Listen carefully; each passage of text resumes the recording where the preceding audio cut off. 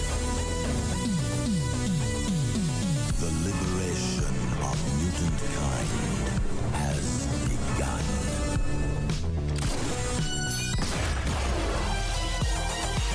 Welcome to the future. Voice is Clown. Not Clown. Joker. Avengers! Assemble. Nobody tampers with the equipment except Tony Stark. Good idea. United, the Avengers are strong. Hawkeye, hands off. Fool! Have you forgotten my invincible magnetic power? Not this time, Magneto. My mutant brain senses danger. Something unseen is slowly spreading its poison, edging tempers. Think carefully before you do this. You filthy criminals. 5, 4, 3, 2, 1. You unlock this door with the...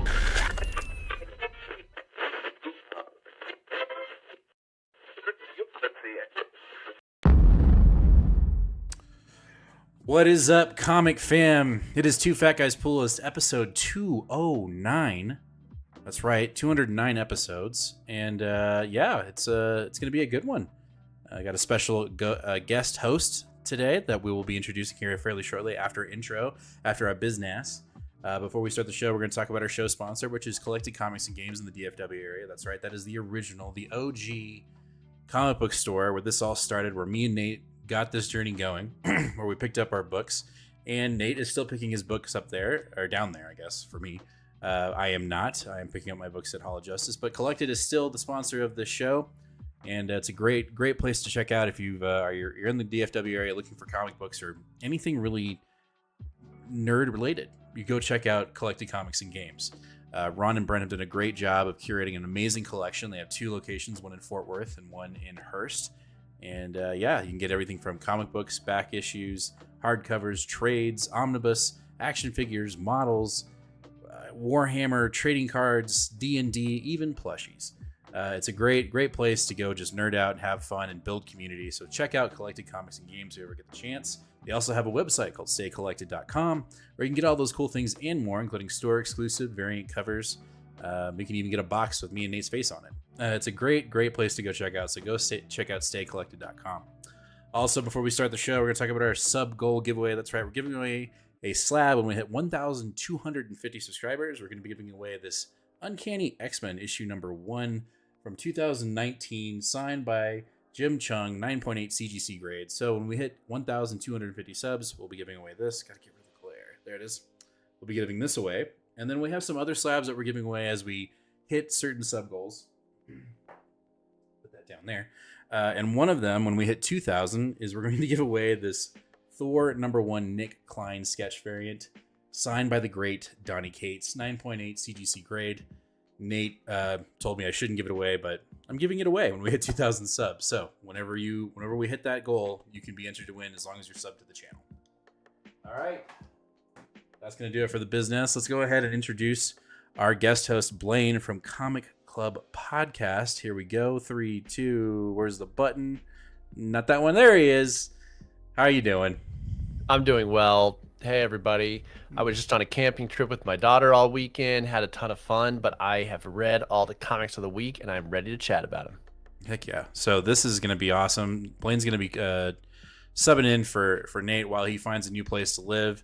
And much appreciated from Blaine for stepping up and helping us out while we go through this transition. But let's talk about some comics, shall we? We had a great week. I don't know about you, Blaine, but it was very hard for me to pick a pick of the week for me because there was just so many good books, specifically DC, which I think is probably making you feel very excited. Oh yeah, I mean it's a good time right now in DC. Absolute is popping on all, it's firing on all cylinders. So I'm loving it. I'm excited to talk about these books. So, we're not talking about DC first. We're talking about our independent books. Okay. First, we have Assorted Crisis Event, issue number 2. Issue number 1 was insane. We had to establish such an amazing lore of these crisis events happening all around people, not knowing if it was really happening or not. And then towards the end, it's really happening. We had our main character had a relationship with a convenience store manager who was running for his life at the very beginning or the very end of the book, and then ended up getting hit, I believe, by a meteorite through his head, and he died. And so this realization that these crisis events are actually happening came to fruition. And so in issue 2, I was expecting more of the same. And we kind of did, but we dived really deep. We laser focused in on the son of the father that died and trauma that this person has dealt with his entire life outside of these massive crisis events. It's really hard to explain what happened in this issue. I don't want to break it down because I could take our whole hour and a half that we're here for. But just know that it almost felt like a diversion compared to issue 1. Issue 1 was very broad. We were establishing the lore, we were establishing the narrative. And in this one, we really honed in. And we had multiple crisis events happening throughout this dude's life, including the death of his father.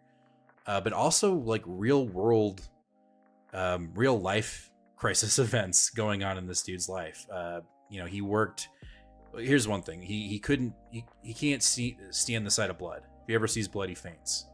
Right, and his family owns a slaughterhouse company, so they kill cows to make meat, and he ends up getting ushered in to work in this place, and slaughterhouse ain't for the faint of heart.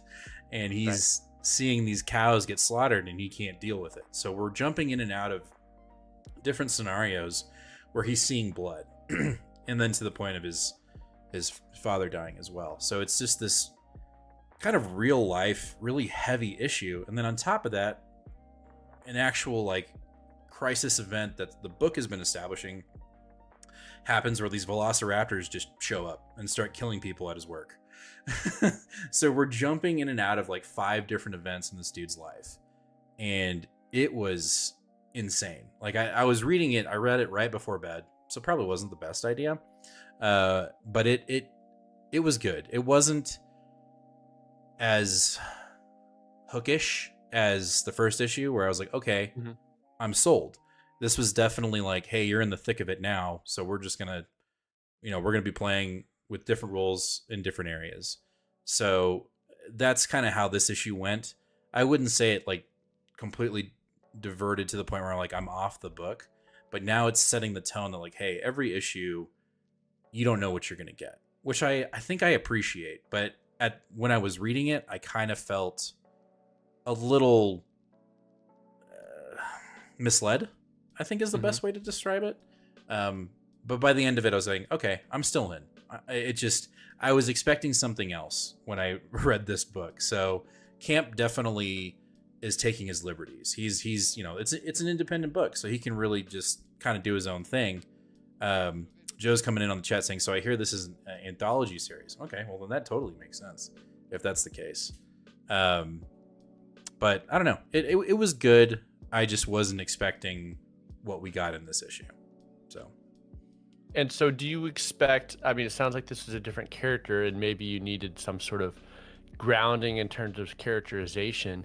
Do you expect maybe each issue is going to be like through the eyes of another character? Or do you think, who's our protagonist here that you think we're going to be following? Well, I mean, in the sense that we got like some connectivity, right? Are you still there? You went dark. Yeah, I'm having a little bit of issues, but I'm doing things on my end. You keep talking. I'm gonna kind of work on the back end of here. The fact that we got some connectivity from issue 1 to issue 2,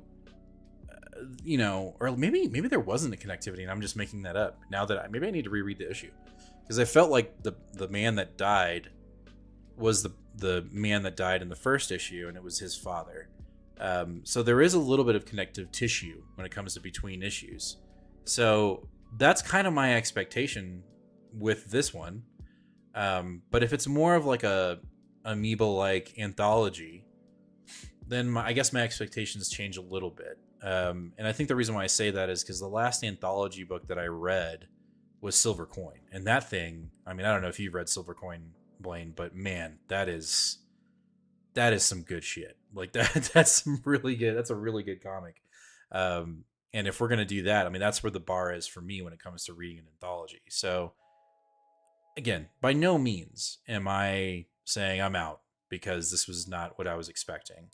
But my expectations have shifted since since this issue. So, you win some, you lose some. Yeah, I just love Camp so much. I kind of had built up that trust for me where it's just like he's a creator I want to follow. I mentioned it on our pull list, but I was like, this is one I definitely want to pick up. And you're reading it month to month, so it's kind of you're kind of catching each new thing change and having to adapt. And I think once it's collected in a trade, we'll kind of see how it reads that way, and maybe that'll alter my perception of it. Yeah, I'm sure reading it in a trade will probably flow way better than what we're currently dealing with in this month to month. So it's always interesting to see how that goes. All right, let's keep on going. We got the Power Fantasy issue number 8. My goodness, Kieran Gillen. Again, Blaine, I recommend once this is all out, read it. I think this is right up your alley. He's just doing some weird cosmic religious, speaking on the current state of society. I mean, he's doing all kinds of stuff. He's just really just letting loose in the Power Fantasy. And I think if there was like a word for this issue, like if I had to pick one word for this issue, it's manipulation. We have a character that was established in the first issue who is basically a telekinetic, he can control people's minds. He can make them do whatever they want or whatever he wants. And he's doing that with one of these other members of beings that are incredibly powerful. And she essentially has, all of them have the power to destroy the world in an instant. But this one it's messy, right? That we've got this being that saved the world from an end, crisis, end event, if you want to call it that. But in order to do that, she kind of sacrificed herself and turned into essentially a nuclear demon. I don't know how that's the best way I can describe it. And if she ever becomes aware of what she's actually capable of doing, she could again do what she essentially saved the world from, which was to just snap her fingers and blow it all up. And so this one character that we have at the beginning of the book is essentially pretending to be God and telling her that, her faith is what's driving her. Her faith is what's saving the world, and don't lose sight of, faith, basically. And God is here with you, when essentially it's him in a room just manipulating her thoughts.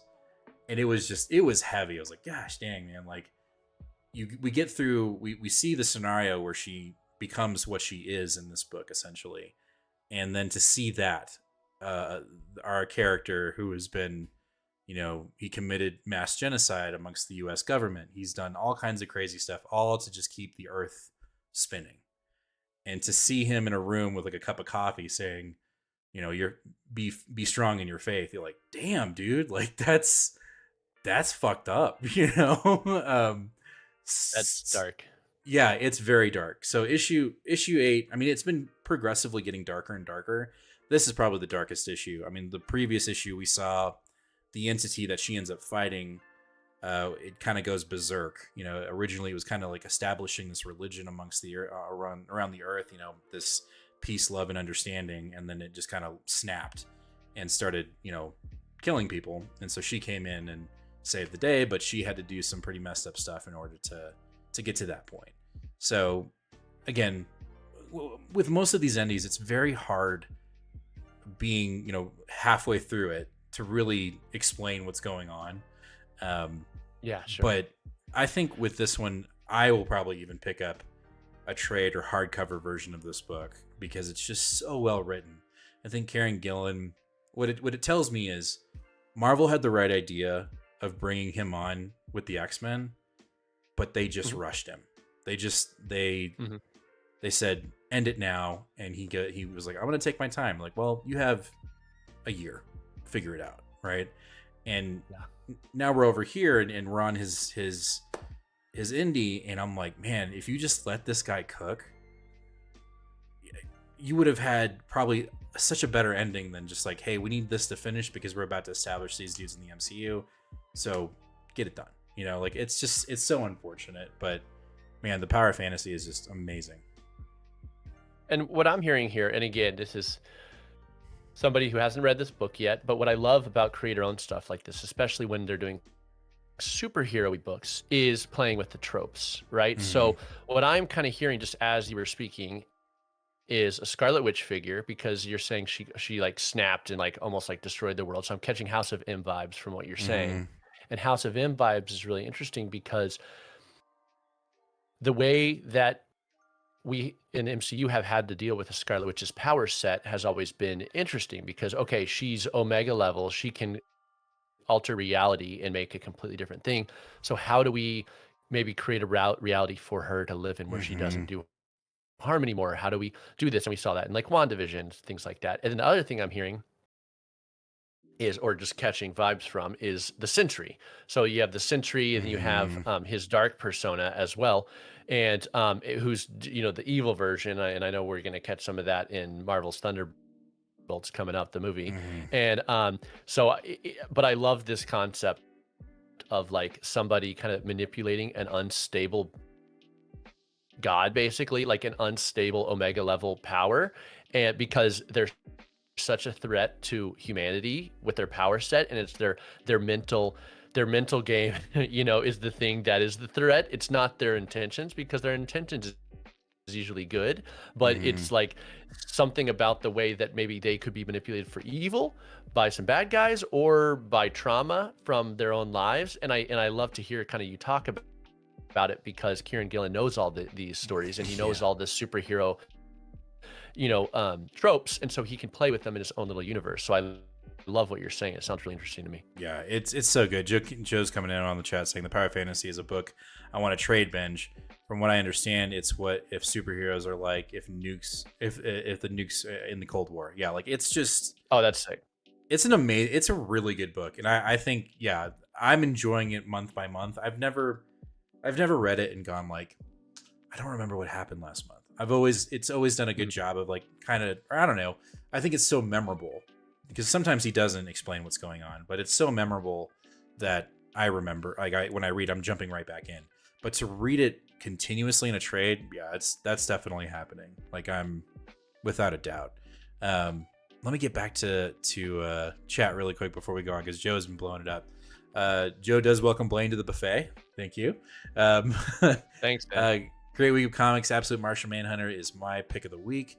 Sleeper banger was Predator versus Spider-Man. Couldn't believe how gory the issue was. Yeah, that was. I've heard things, but I didn't read it, so I might need to check it out. But I don't know. We'll see. I'm not into that. When I think the only 20th Century Fox book that I'm reading that kind of crosses over into Marvel is Hickman's Aliens versus Avengers. Like that's. Are you reading that? I am not, and that's one that we're going to read on the comic club, because I obviously a gigantic Hickman fan, and my buddy, he's like a dedicated listener to our podcast, although he doesn't even read comics. Like he doesn't read them, and he's like, I listen to every episode. He's our buddy, right? But he's like, we're his number one podcast, and I was like, we have to have you on the show. And last time I talked to them, he was like, I just rewatched all the Alien movies and Prometheus and all the prequels to prep for the Covenant movie, or not Covenant, the one Romulus. And I was like, okay, well, I know a perfect opportunity to bring you on. Then we're going to do Avengers versus Aliens, because then you kind of have some synergy and you'll have something to talk about and add to the conversation then. So stay tuned for that, viewers, for a future Comic Club episode. It's so good. You got to read it. Because I think it's going to be 4 issues. So I was like, that would be a perfect, like, let's read that together. It's not too much for him to jump in on. And I just hear it's incredible. Assad Ribic on art. I mean, it's awesome. It's amazing. It's so good. I can't wait for that last issue. All right, let's jump over to DC. Absolute Martian Manhunter. Manhunter issue number 2. This is, I'm torn. It's your pick of the week, right? This is my pick of the week. This book is absolutely incredible.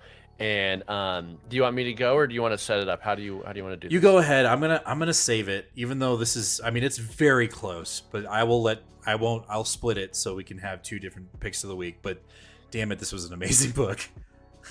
Yeah, I mean, so to me, you know, issue 1 was a vibe book. Episode 1 was like what is going on? I'm confused.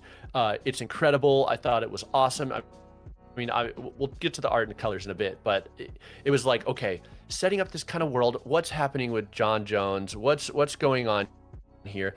And then, you know, you get the Martian vision at the very end. You're like, okay, now we're going. And I didn't know if it was going to be more kind of like vibes, but we have a story here. We're directly into a mystery, and we have a detective solving a case with the help of his alien entity, you know, Martian buddy in his head. And I thought it was just so strong because John Jones is a detective, and the Martian Manhunter in the main DC universe, you don't really see John Jones the Man as much in current continuity. I think they did it more back in the day, but usually he's just his green self, you know, running the Justice League. But traditionally, I know he has been a detective, like human. He can, you know, shape shift to kind of become a human looking guy and become a detective. And here we know now what this book's going to be. It's a detective story, and what he can do is use his powers of intuiting the sort of memories and the feelings of people, victims in this, and an enemy here who is a mass shooter essentially. And it's playing with a lot of really cool elements also in our culture of kind of like manipulating people, outsider perspectives and things like that. And so you have this essentially mass shooter who is you know, othering people by saying there's people here replacing us, and it's kind of playing off of this, you know, people coming to America and taking our jobs, this fear mongering that we have. And here, though, he's saying aliens are replacing us. Martians are coming here, and they walk among us, and they go into, like, I think it's like Little Syria or something like that. And he's and so John Jones is kind of, I hope I'm saying that guy's name right, but he's kind of catching the smoke. The colorful smoke is wafting in his direction, and he's catching the vibe. Something is not going on. We get a lot of dialogue from Mr. Martian Greenhead, who's talking to him, kind of saying what's going on. But some of the stars of this book is really just the art. Javier Rodriguez is doing this thing in this book that is what only comics can do, which is like burst out of the panels and show, like, there's a one where the shooter is like shooting, and in his body you see all these victims like flying up, or you see all his memories, and as people are dying, the smoke is wafting out of their brains. And like this cannot be done in movies, maybe animation, but I just love when you play with the medium in that way. He's playing a lot with, you know, the panels and the artwork to create these really amazing page layouts. The colors in this are just astonishing. And then it starts to set up a villain. And the villain here is the White Martians. And so, you know, that's a big thing in, you know, DC is there's like I believe they call them the Red Martians and the White Martians. And I don't know the full history in the regular DC universe of what all went down, but I believe, if I'm not mistaken, our Martian Manhunter is the last of his race, but they always feuded, the last of the Red Martians, I believe, and they always feuded with the White Martians, who I believe are the bad guys. And so you kind of get on the opening page, you know, the spread right here of, you know, our shooter, like, you know, submitting himself to the White Martian, the kind of traditional big-headed alien with the beady eyes sort of things. And then at the very end, our Green Martian here says, like, oh, he looks in his brain and finds the darkness, and he finds what it is. And it is that White Martian who's been programming his brain. And he's like, oh, this is curable. We can fix this. You know, I've identified the problem. It's this classic, it's this classic idea number 2894, the everywhere, everyone, everything enemy. And it's kind of like this, you know, you can find these similarities to our lives where some of these people have been programmed through different ways of everybody is out to get me, everybody's coming for my jobs, my life, my way of life, my, you know, culture and everything like that. And he's like, this is fixable, we can solve this. And John Jones tries to solve it through mediation and talking and communication and relating to him by posing as one of his like childhood buddies, because he can empathize in a way by reading his thoughts. And then the cops just blow him away. again, full spoilers for this issue. Maybe I should have said that ahead of good. time. But this is just an incredible book, and Javier Rodriguez is nuts on art. It's so good. Yeah, there's and I don't know if you know this. You may know it, the name of it, but there's a comic flow like theory, right? Like how comics should read and how the artwork and dialogue and all of it comes together and how it flows. I can't remember it. Ron has a book at his shop that literally there's a theory of how to write a comic, right? And how to actually have a decent flow. And I feel like this book throws that all out the window, yet still adheres to that theory at the same time, because when you read it, never once are you like, wait, am I supposed to read over here? No, like it flows so well. And I think that's what makes this book so amazing, because it's like you're saying, like the artwork is probably the backbone of this book, but then the writing is so intelligent and so thoughtful when you read it that you're not going like, man, it's just the artwork that's holding me on this book. Like, no, the entirety of it is encompassing. And I think the big thing for me is I have questions that the book is answering, and it also isn't answering intentionally. So my question to you is, as more of a DC reader, are these two different entities, or is this a character that has lost himself in being on Earth and is not realizing that this is the other half of him? Or is this interpretation of Martian Manhunter, there's an alien inside this dude's head? That's what I gather. I gather number 2. And Okay. Again, my lore of regular Martian Manhunter mainline DC universe is pretty limited, but as far as I understand, he is actually a Martian from Mars who comes to Earth, and he can shapeshift. And at one time he posed as a detective called John Jones. Okay. And that's like his human name. That's like his alter ego, basically. That's Right. his Clark Kent. In this, I believe from what I've gathered is you have the real John Jones who lives a human life. And after some horrific accident, he was an entity from another world. He identifies it as Martian. I think Denise Camp even said like it's actually not an alien from Mars, but that's how John Jones rationalized it in his head, because Martians is just a term we know. And but really it's some sort of like, I'm picturing it as almost like almost like somebody from a different dimension. It's like this Martian is like bigger than our understanding of like humanity. You know what I mean? It's not like almost in our reality. And that's why like there's this one thing, it's like the streets are synesthesia, and he's like the blurred buildings bitter on my tongue. And I read that and I was like, oh my gosh, that's so good. Like this Martian doesn't understand like time. He's like, well, I'm driving to the scene, but the Martian's just like kicking back on the dashboard, just like he doesn't understand what time is, because he operates in a whole different dimension of our reality.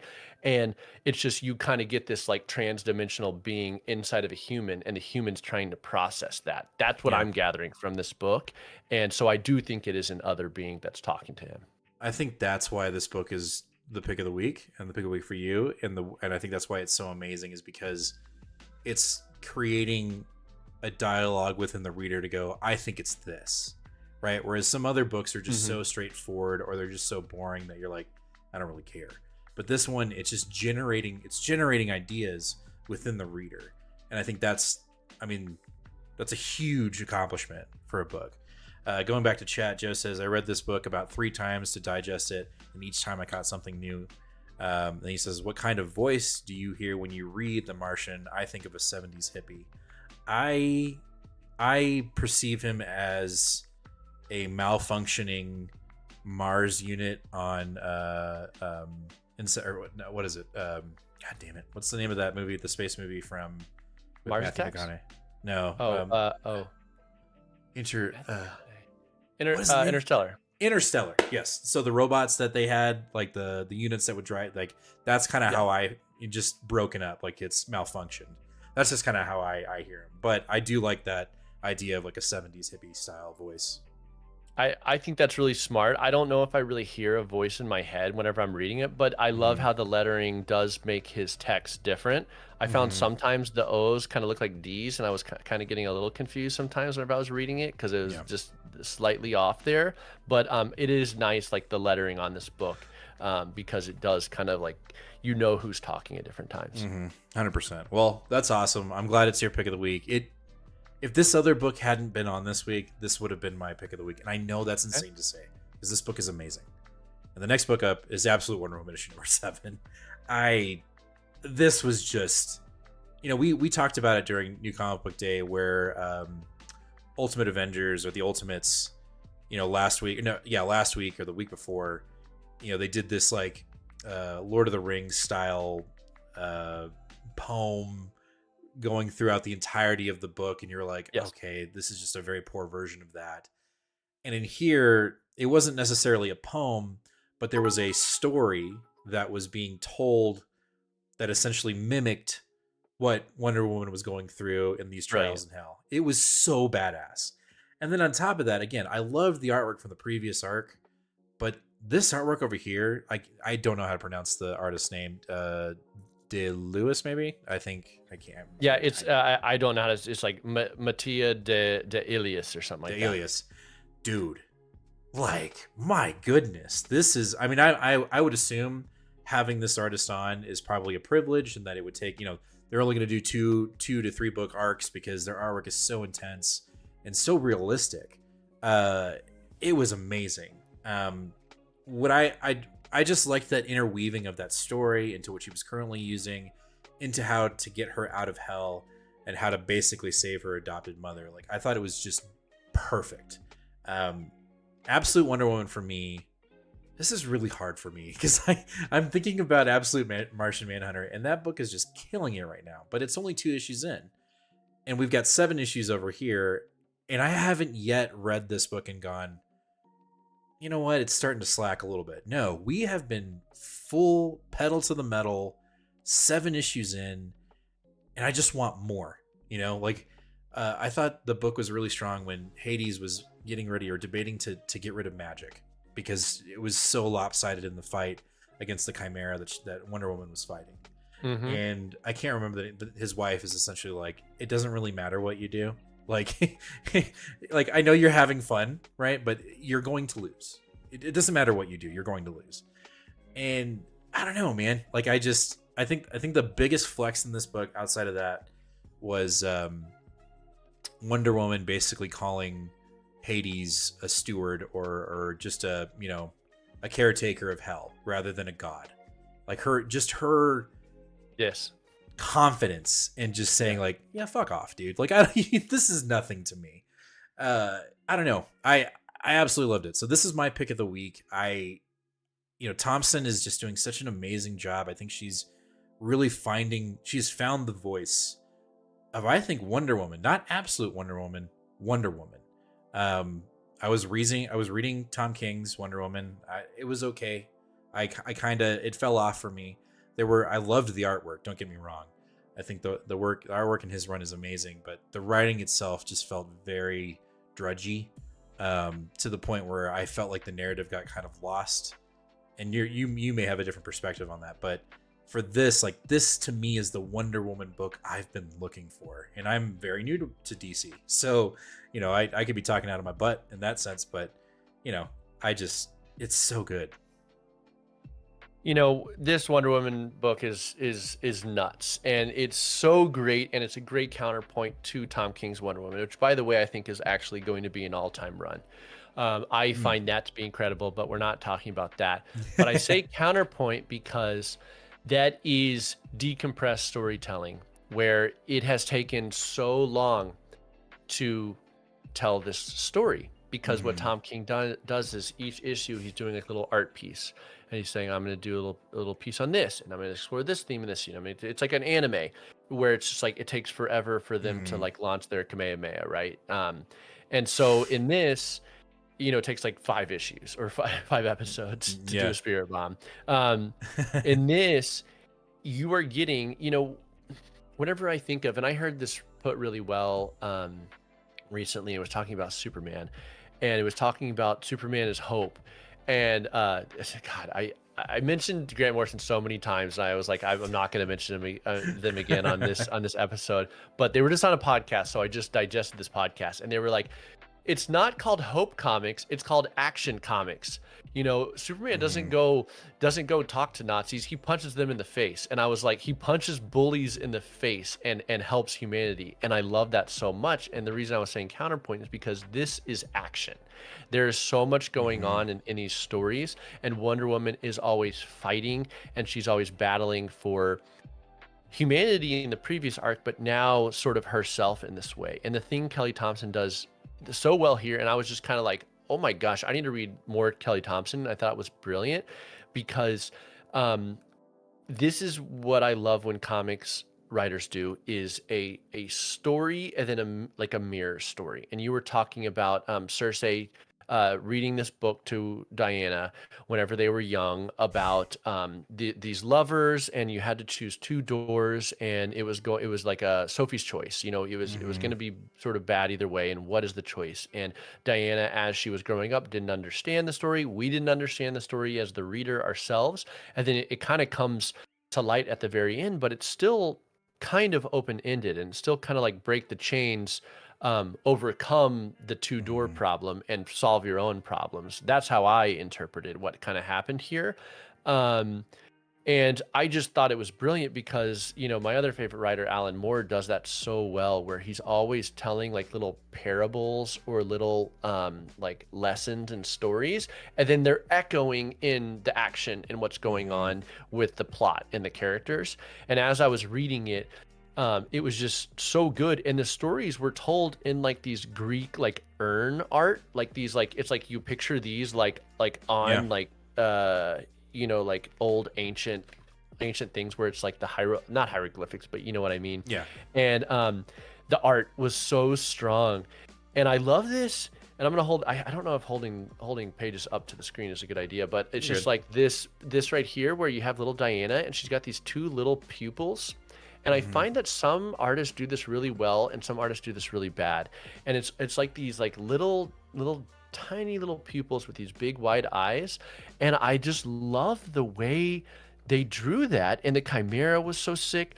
I was wrong, because I think I mentioned last time that that Jordi Belair did the coloring for all of this, but this artist De Ilias, or whatever this person's name is, did the coloring as well. So I'm just so impressed by this person. And this just really goes on to solidify this relationship between Diana and Cersei, which is such a cool dynamic, because one of the big parts of our mainline universe is Diana and Hippolyta, you know, and they always have a sometimes antagonistic relationship because of Hippolyta doesn't understand Diana's love of humanity. And I think here we're just getting this side of Cersei, which is I am loving, and I'm growing to love Cersei herself. And then I think I mentioned it last time as well, is that these Greek gods aren't the Greek gods, the visual Greek gods that we know from, like, you know, Baby's Guide to Greek Mythology, or all the Greek mythology that we've read all our whole time. The way they're illustrated is nuts. Persephone is so cool looking. And then if you know Persephone's story, where she eats the pomegranate seeds in the underworld and she has to stay in hell, Hades, that many years, this also builds new lore into Absolute Wonder Woman, where she has eaten some pomegranate seeds, and then if she touches down, she has to come back and stay in Hades like 1 week out of the year. And I love that, because then it just tells us as a reader, we are going to have Diana in her real world, and then we are going to get these stories back in hell, more in hell, as well. And which is great, because it adds to a lot of the lore and myth building of this character, and so you can learn her history. But then we also get the classic Diana in the world, which is what the classic Wonder Woman's all about. Yeah, it's a badass book. It's so good. Before we move on, John came in with a super chat. He goes, "Hey, everyone, looks like I'm going to have to go back to my LCS and pick up Absolute Martian Manhunter." Yeah, John, like, do yourself a service. Definitely go pick that up. It is so good. Joe coming in saying, "Jim, you've been reading DC for 5 years. That's not new anymore. LOL." I still feel like it's new. Like I still am getting accustomed to the. I mean, I guess I'm novice. Let's say that. Joe also saying, "What door would you open, the woman's or the tiger door?" I mean, I don't know. don't know. Probably the woman. I don't think I would open the. I don't know. What would you do? The woman, I don't want to die. I mean, sure, I'm not with the woman. I'm not with the woman I love.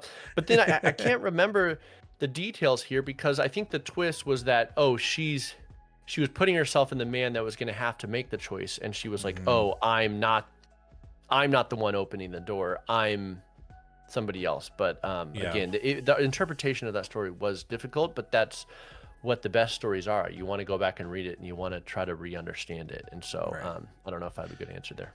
Based on interpretation. All right, next up, Batman Hush, issue 159. How'd we go? Oh boy. Okay, so hold on. Let me get this comic out because I was kind of like leafing through it and I was like, okay, let me figure out. So I'm gonna set this up and I'm gonna kind of like lightly spoil like kind of what happened in issue 1 as well, because I mentioned last time that I did not remember, but essentially Hush in issue 1, as far as I remember, he has taken the Joker and he has put this like almost like Jigsaw from Saw trap in his mouth, and he is like opening his mouth, like turning it over and over, and Batman's gonna have to find him, and Joker like screaming and stuff like this. It ends with Batman saving Joker's life, and that's this whole thing, and that's what they're playing with here. It's this classic dilemma that we've read about in comics since The Dark Knight Returns in 1986 of like, is Batman doing more damage by keeping the Joker alive and just throwing him in Arkham, or should he just kill this dude? And then who do we have on the cover that shows up?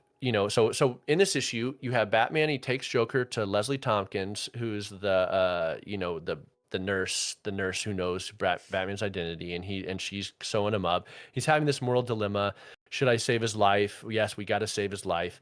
And then who shows up in the Batcave where the Joker is now kept, but Jason Todd. And Jason Todd is a character I have a lot of complicated feelings about because I think he's kind of become, he's my least favorite Robin. The fans voted to kill him back in the day, so I'm not alone in that opinion. You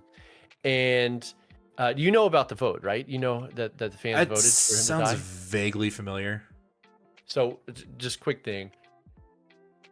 They did this comic where they did a fan vote of you call in and you vote, do you want Jason Todd to live, Robin, or do you want Jason Todd to die? And the fans called in and voted for Jason Todd to die, and that's why he died at the hands of the Joker nonetheless.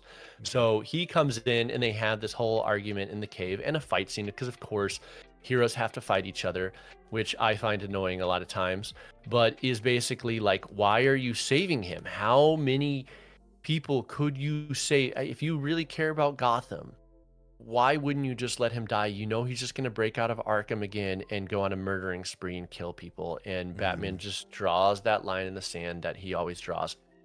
And I just think I don't like Jason Todd because he has become this dark symbol for DC, much like Punisher has become a dark symbol, where I think people kind of like latch onto him, and I think then the writers lean into that and write him as sort of like this dark, broody, edgy sort of Robin. He uses guns. He's got a crowbar, which was the thing that killed Jason Todd, is a crowbar. So this is a me thing, is I don't really like Jason Todd. I see a lot of things about Jason Todd. I would like to see him written in a different way. I don't want to like get him out of comics. I think I want to see his character be something else.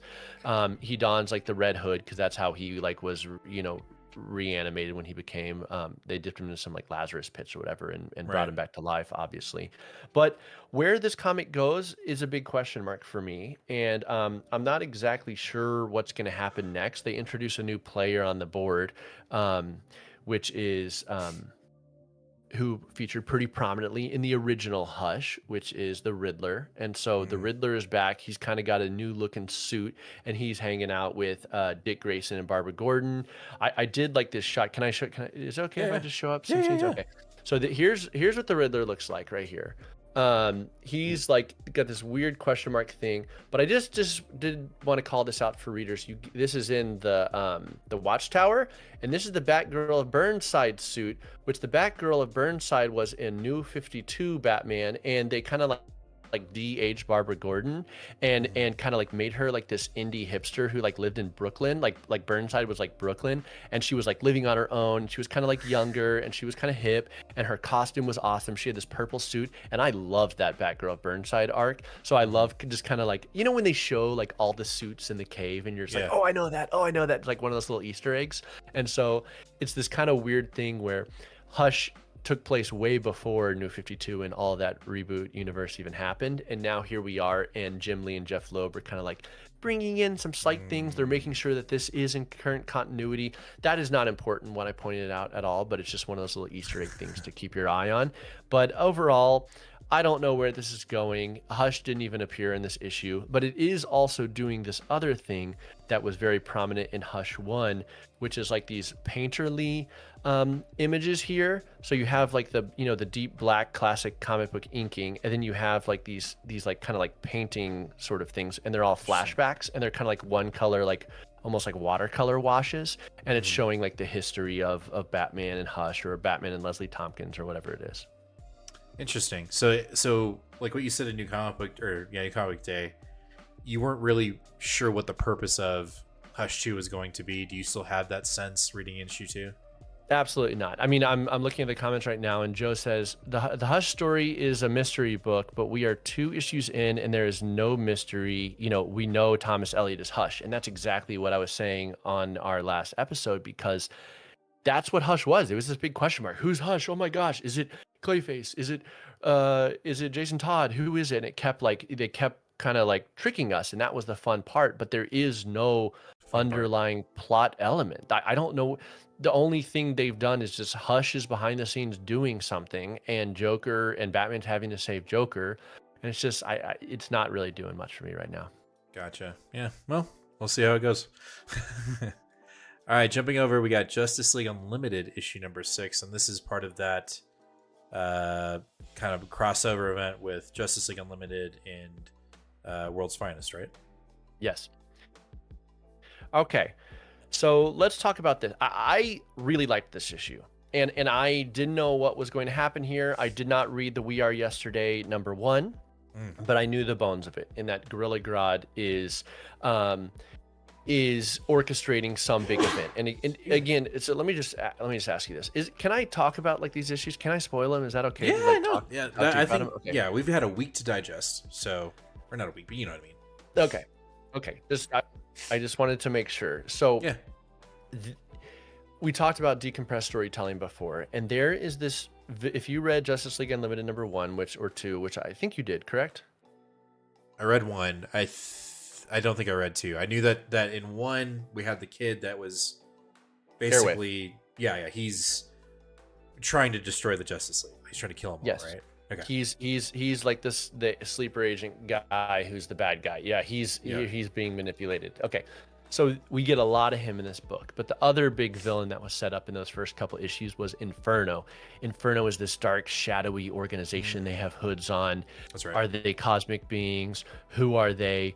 And all throughout Justice League Unlimited so far, they've been causing forest fires that have destroyed Swamp Thing. They have been orchestrating all these events across the Earth to keep Justice League Unlimited on their toes and working to try to like figure out what's going on. And here we actually get a reveal of all of that. And I was worried that we weren't going to unlearn who Inferno was or what the point was until like issue number 14 of Justice League Unlimited. So we're here in issue number 6, and we have some answers. Now, what those answers are they good or not, is an opinion I haven't made my mind up on yet. But I'll just kind of set it up. And basically, as far as I understand, and I'm new to Airwave, he's like this, D-level hero that I don't think has really been a big player ever. But I think he might have died or came back or something. And so he's basically a brand new hero, lives in Austin, Texas, and brand new. And Gorilla Grodd identifies, here we have a hero who has good intentions, and I am going to manipulate this guy to undermine everything he thinks about who the good guys and bad guys are, and use him as my instrument to destroy the Justice League, which I find interesting. And it kind of plays on that Martian Manhunter things of misinformation that we were talking about before. And so you kind of get this whole backstory where Gorilla Grodd is overpowered because, one, he already has mental abilities. But remember, I was talking about in this new era, you have a lot of characters get their powers swapped. Right. And Martian Manhunter lost his powers. Well, guess whose powers Martian Manhunter went into? Gorilla Grodd. So now he is like super telekinetic and he's got crazy reality almost warping powers, and he can travel time and stuff like this. And so what does he do with his time powers is he goes back and brings, I forgot their name. They're basically the evil Justice League. Oh, darn it. I can't remember their name. It's right on the tip of the tongue. Legion of Doom. Legion of Doom. Is that what they are? Yeah, Legion of Doom. Yep. Let us know in the chat if we're wrong. And he gets the original Legion of Doom, like the OG Legion of Doom. Lex in his power suit. You got Scarecrow. You got Cheetah, where she's like, almost like wearing the suit. Yeah. She doesn't even look like she's a cheetah. You have Black Manta, and then you have Sinestro before he even got a yellow ring. So kind of like the classic Sinestro characters. Yeah. And that's who Inferno is. So Inferno is the Legion of Doom headed up by an overpowered Gorilla Grodd who was brought back like an old 1970s era Legion of Doom to come back and fight the Justice League Unlimited. But a lot of this issue was this misinformation, and it's Gorilla Grodd kind of pulling Airwave aside, and he's like, oh, but I love the Justice League. They're good guys. He's like, whoa, they're good guys. You don't know what's really been going on. They're actually causing this, and they're doing this. And so Airwave, this young, chipper, hero who doesn't really, who has all the best intentions, is being manipulated. And again, it's just kind of playing off that misinformation thing, which I find interesting and is in the air right now. And I thought it was a really strong issue. This was not Dan Moira on art, which I think I mentioned in our last in the last episode, so I was wrong about that. So the art's just all right, but I love the way Gorilla Grodd has like Martian Manhunter powers. It's like you can tell because he's got these crazy like telekinetic, colorful mask like coming around him, and so good. I'm gonna keep it going. Will I read World's Finest to kind of keep up the whole We Are Yesterday? It certainly piqued my interest more now because this is telling a bigger story. And like I mentioned, it is going to start introducing a lot of characters throughout time and multiverse, which is what I love about the DC universe. So you're getting this Legion of Doom from the 70s. You're going to be getting all these different Elseworlds characters and maybe different multiversal characters who are going to kind of be a part of this little mini event. And I'm excited to see where it goes. That's awesome. No, I'm not going to go there. Nope. I'm going to stick to what I got. So let's keep moving. We got Superman issue number 25, the milestone 25th issue. And before we get to that, Joe said that was a solid issue. Yeah, the reason Grodd went back in time was because his current bodies are too bad foes. His mission to work. I don't think I'm reading that correctly, but gotcha. Oh, no. His current baddies are too bad for his mission to work. I gotcha. The continuity is just so wacky right now. Like Lex Luthor, and we'll talk about it in here, he's not equipped to be a Legion of Doom player right now. You know what I mean? Like he's lost his memory. So he needs the classic guys. Gotcha. So how was Superman? Was it one of these like we had a main story, then we had like 5 different other stories because it's a milestone issue, or was it just thick with Williamson? No, it was thick. It was thick, and it was actually pretty consequential. A lot happened in this book.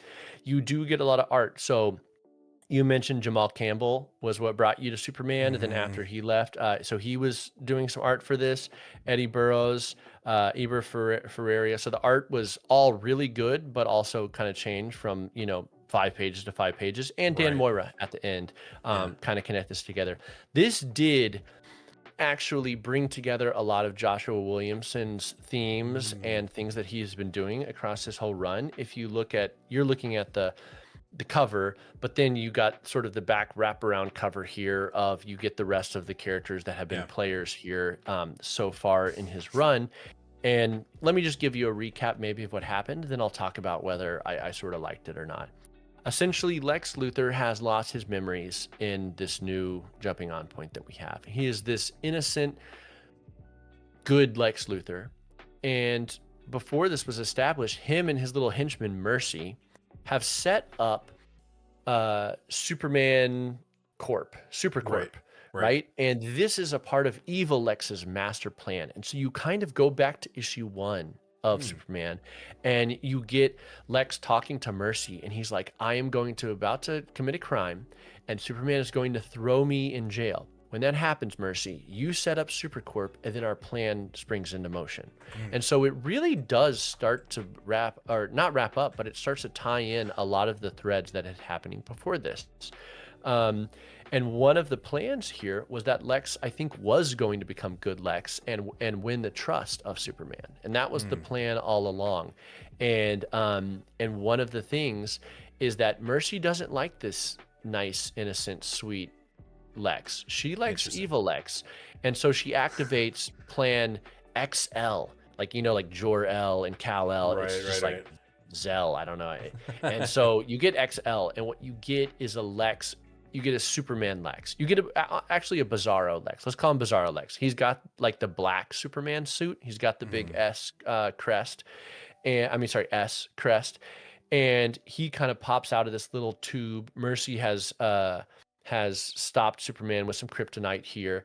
And you just get this battle between it stops being Superman and Superwoman because the kryptonite is in. So then you get a battle of who can save the day. Who's the only person who can save the day? It's Good Lex. And so Good Lex dons his green and purple power suit, which is just so nice to see. And hopefully we see that in the upcoming movie as well. And they're battling it out. And you kind of get revealed that this Bizarro Superman is kind of like this like weird clone that goes off the rails and becomes evil. And Good Lex is kind of determined, trying to figure out, do I want to be good? Do I want to be bad? And let's just say he does a bad thing. Of course, as all our villains are going to do. They're all going to eventually do a bad thing. Lex, no! Yeah.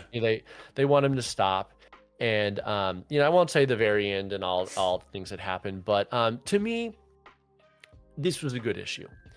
And again, I've been kind of cold on Joshua Williamson's Superman, but I'm reading it because it is the sort of classic golden age Superman that they wanted to establish. I much preferred the Philip Kennedy Johnson stuff, but it was almost too far off for this new movie we have coming out.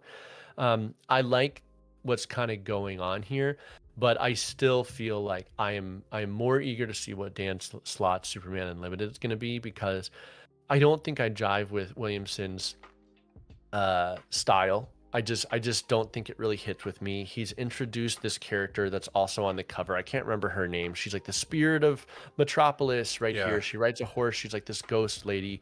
Cool, but I feel like they just did it to kind of like sell key issues. Because Joshua Williamson was just like, oh, Tynion created a bunch of awesome characters that created action figures and sold a bunch of books. Maybe I should create a character, but she's done nothing. She appears here for like one, a little bit and helps Good Lex out, but I don't know.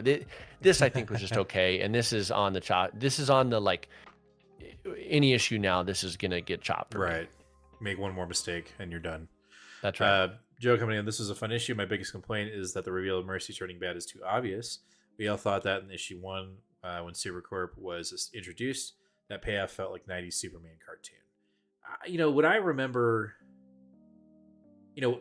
when I started reading Williamson's run, I was still in this, like, I don't agree with this, even though I'm liking it because I liked Philip Kennedy Johnson, what he was doing with the House of L and like establishing this like Game of Thrones-esque version of Superman. And we had the family and the siblings. And I just liked that dynamic. I wanted a Fantastic Four of DC, and that seemed like Superman was going in that direction. I loved that. So to hear you say that we're kind of wrapping up or turning full circle on these concepts that happened in issue 1 or all the way up to issue 5 or 6, I can't remember where I dropped off. I mean that's interesting that you said that there's still this amoeba of like what we're trying to actually accomplish, and there's just a bunch of really cool ideas that we're bringing all together, but doesn't make sense to bring all these ideas together. Well, we don't know, you know what I mean? And there's still a notion that we could drop it at any moment, and I think that's, to me, is not what I'm looking for in a Superman comic. Whereas with Philip Kennedy Johnson, the dude had an idea. He was establishing this massive foundation for the character, and it was too weird. And I like weird. Like, we need weird with some of these characters, especially with these established characters. And who knows? Maybe, Jason Aaron will finish his absolute run, and we get a alternate absolute run, and it's Philip Kennedy Johnson's House of L, and we get the Space Odyssey that we're looking for. Because that was just, I was in love with that. Nate, I mean, if you think if I really liked it, Nate was head over heels for Philip Kennedy Johnson's run. It was so good. Yes, same. And this is very much putting him back in the status quo. I don't like the Superwoman. I mean, Lois Lane being Superwoman, just, I don't know. I just don't know if I connect. Like, I'm not opposed to classic Superman in Metropolis fighting Lex, fighting baddies, fighting Brainiac. Like, I like kind of classic Metropolis Superman. I just don't think I jive with Williamson. Yeah. Well, I will say this. If there's one thing that would sell me, if I hadn't heard your review and I saw this cover, I'd be like, Dan Mora is just, his artwork is just so good. Yes. But again, it can only go so far. And that's one of those situations where, like, yeah, the artwork is good, but the writing just doesn't help this book out. It just doesn't. It doesn't push the book forward or the concept forward. All right, let's move on. We're going to jump over to Marvel. Now we have the Avengers, issue number 25. Before we go into this, let me ask you this. You did read this or no? I did not. Okay. Did you read any Marvel this week? Yeah, I read one more than to do. Okay. Did you see, I would assume you saw the Death of Silver Surfer ad. Yes, with the skeletal Galactus face. Oh, no, there's another one. I don't have my books on me. Oh, in here, yes. Yeah, where he's just like floating, it's like a red line or whatever. Gosh darn it. Like, I think when that got released, I was like, maybe. I don't know. But then I saw that ad, and it was in every Marvel book this week. Yeah, I cannot wait for that. I know we're not talking Avengers right now, but that cover, that ad that's in there for Death of Silver Surfer, just makes me feel good. Like, I'm like, I can't wait to read that. I'm looking at it right now, and it's like Silver Surfer who's just like lounging on his board with his arm out and his metallic body, but his board is just a red line, like a catty corner, and then you got like a moon above him and like another planet below. It's just beautiful. It's so, now here's where my biggest gripe for comics is. And I was talking to this with somebody at work the other day. Comic books do a really good job of false advertising sometimes. And when I say that, it's cover art. Yes. And specifically cover A's. You see a cover A and you're like, ooh, I'll read that. That looks really, like, that looks cool, and I'm sure the story's really good. Then you open the book and you're like, this is not what I signed up for. And that's where I get a little frustrated sometimes, and I just hope that the aesthetic of the book is going to be just like those covers, because if that's the case, I think that thing is going to rock. That's a really good point. It's so funny, like, in just regular novels, don't judge a book by its cover, but of course we all judge a book by its cover. You'd be psycho not to. Yeah. You have to. And comics took that and they used to, almost like a cover was almost like a panel for an interior like here's what happens inside. Don't you want to know next, kids? With even like word balloons and thought balloons on the cover. Now it's just like, let's just get like some like insanely talented artist to do like a one thing that's not related at all to what's on the interiors. I'm looking at the interiors art. It's art by Sumit Kumar, and it doesn't look like that, but I think it's strong, and it draws me in enough to want to pick up Silver Surfer, Death of Silver Surfer, and I'm all in on that. I cannot wait. Like, again, I'm in my Fantastic Four phase, and as we start to go into more cosmic Marvel, with some Hickman stuff, and I saw some ads of the Imperial and some art about that, and I was like, let's go cosmic, because that's part of my favorite of the Marvel universe. Joe coming in, Marvel is going to kill off Norrin Radd to bring in the woman to fit the MCU. Yeah, I didn't even think about that. Yeah, I don't know. I mean, it could be that, and you could be dead on, but Marvel has been so red herring of late with their concepts that they're writing. So I'm just gonna enjoy it. I'm just gonna enjoy it and see what happens. But that could be the case. We'll have to wait and see. I mean, you have to kill every character. I mean, it's like some people are very cynical about it, like oh, death of Wolverine, death of Captain America, death of this. It's like, listen, Death of Superman in 1991 or whenever it was, like they're going to kill every character. It's a part of it. It's about whether they make it matter in that story or not. Norrin Rad will come back in 5 to 10 years. We all know it. It's totally fine. It's totally fine to me. Yeah, if not sooner. And if it's Donny Cates resurrecting Silver Surfer, then I'm totally in. Just putting that out there as fan lore. But all right, the Avengers. This was, again, with these tie-ins, it's hit or miss. And with this one, I think it was kind of 50-50, if I'm being completely honest. But the Masters of Evil it was definitely an intriguing story element that I like, which essentially is they are taking advantage of the situation that Doom has put upon the world, and they are taking it upon themselves to establish them as a evil force. That and so we didn't really get a lot of Doom per se. We got, oh, this is happening, so we're gonna take advantage of it. That's what we get here with the Masters of Evil. And we also get a very Sam Ford issue. Essentially, he gets injured during the event, and the Captain Marvel basically says, like, beam me up, Scotty, get this guy out of here. He doesn't have superpowers, he doesn't have any kind of regenerative ability, so he needs to go heal up. And he's kind of pissed about it, but then he essentially comes to terms with his normalcy, and him and the Infinity City, or whatever it's called, the ship that they have, kind of have a moment of feeling inadequate.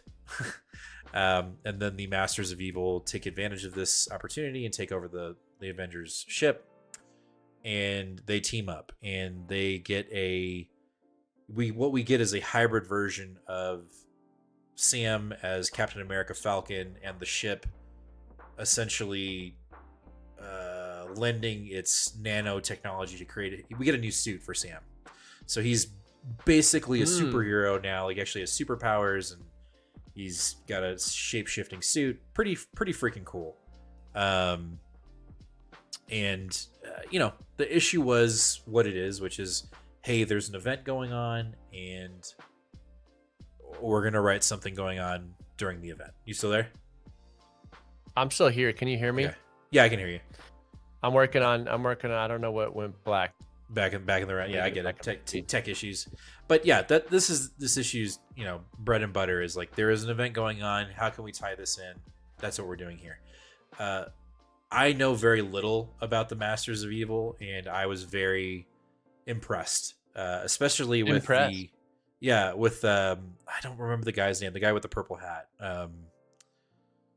What's his name? I just looked them up, and I see Mr. Hyde, Madcap. I'm guessing that's Madcap. That's Madcap. You have Dread Knight, Exterminator. Talk about some, like, some weird picks, I would say, for a Masters of Evil. Like those are some deep cuts where I only really know Mad Thinker and Exterminatrix, and Exterminatrix is extremely deep cut. So I have no, like, this is a weird team. It was weird, but it was good. Like, it felt fun. The Madcap is the one that I'm like, this dude is weird, like, very weird. He's got regenerative powers. His head gets cut off in the middle of the or halfway through the issue, like crazy shit. So getting his head gets cut off. I was just about to ask you, how are they just all gonna die? Because, like, this team is just, like, again, feels very D and Z tier team. Well, he's not. He doesn't. When he meets up with Dominatrix, she shoots him in the head. So I love like that's that introduction. She doesn't even know that he has regenerative power. She's like, oh shit, okay, cool. Whatever. And then he's running around being crazy. He's like the first hero or the villain that Sam confronts, and he ends up cutting his head off. And, like, the city's like, you're just gonna kill someone like that? It's like, he doesn't really die. Like, he's gonna be back, but at least we have some time. So there's this kind of idea of it. But the Thinker is pulling all the cards, trying to see if he can take advantage of the Avengers. Obviously, it's not going to work. But that's this issue in a nutshell. It was just, there's an event going on. Let's confront Sam's lack of superpowers and just being a human. And how is that going to affect him being surrounded by, other beings that are, either super intelligent in Iron Man or, a god, or, this synthetic AI. He's just a dude with a shield and can talk to birds. He literally says that in the issue. Like, that's all I can do. I guess that's a one-up on an everyday schmo, but other than that, I'm pretty useless if I get hurt. So that's kind of where we're going with this little tie-in. We do get some obvious reference to Doom and the Masters of Evil kind of taking advantage of that. But other than that, it's just kind of this is happening during the Doom event. And that's okay. It's not, I think I'd be more frustrated if they were like, you have to read this if you want to know what's going on in the Doom event, which I think Marvel has done a little bit of a better job with this Doom event and not saying you need to read every tie-in. I think they've kind of learned that lesson. I say that, and then we're going to get some stupid X-Men event that's going to be like, hey, read every issue. I'm like, no, I'm not going to do that. But, overall, I enjoyed it. It felt like McKay. Whereas during Blood Hunt, even though I believe he was writing that, Avengers kind of felt off on the side. Like, oh, we got vampire Nazis. And you're like, this doesn't feel like it's part of the story. It's just, oh, there's other vampires going on. Yay. You know what I mean? But this just felt more like McKay was writing something fun and not really worrying too much about the event, which I did enjoy.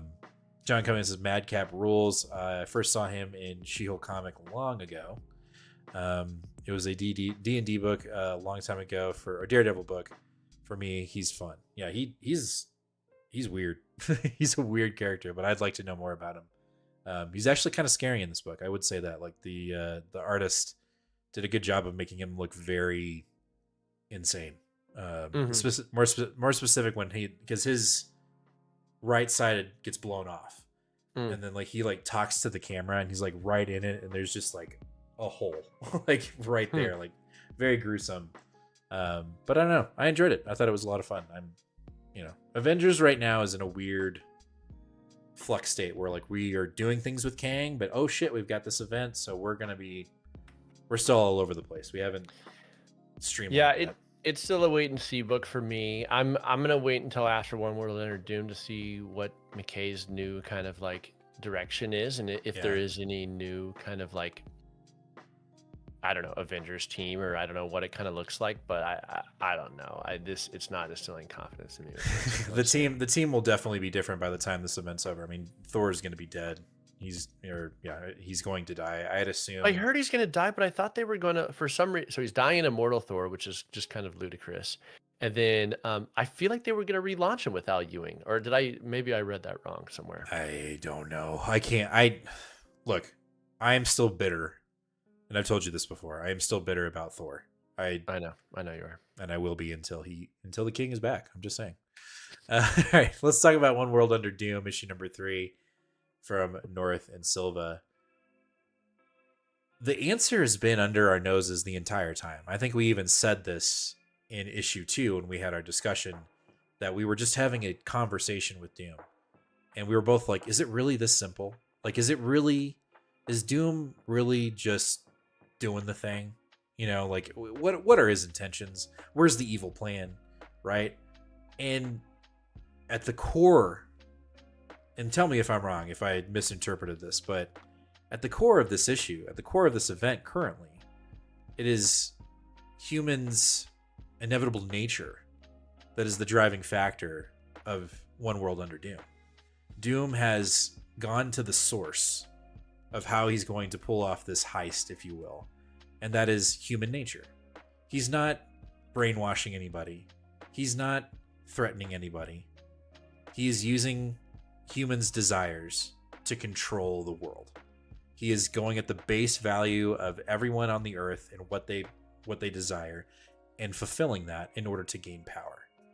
And that seems to be a very good parallel, if you will, to what we're currently dealing with socially in our current state of the world, where we're promising and promising and promising. Right now, we're not really seeing any fruition of that. But in this, Doom is fulfilling those things. And so when our heroes try to figure out, well, what is he up to? How is he doing it? How is he achieving it? And when we have our magic users kind of like go into the brains of these leaders of the world, he just gave them what they wanted. That's it. There's no microchip in someone's head about to explode. Right. There is no magic song that is entrancing everyone to follow Doom. Doom used his brain.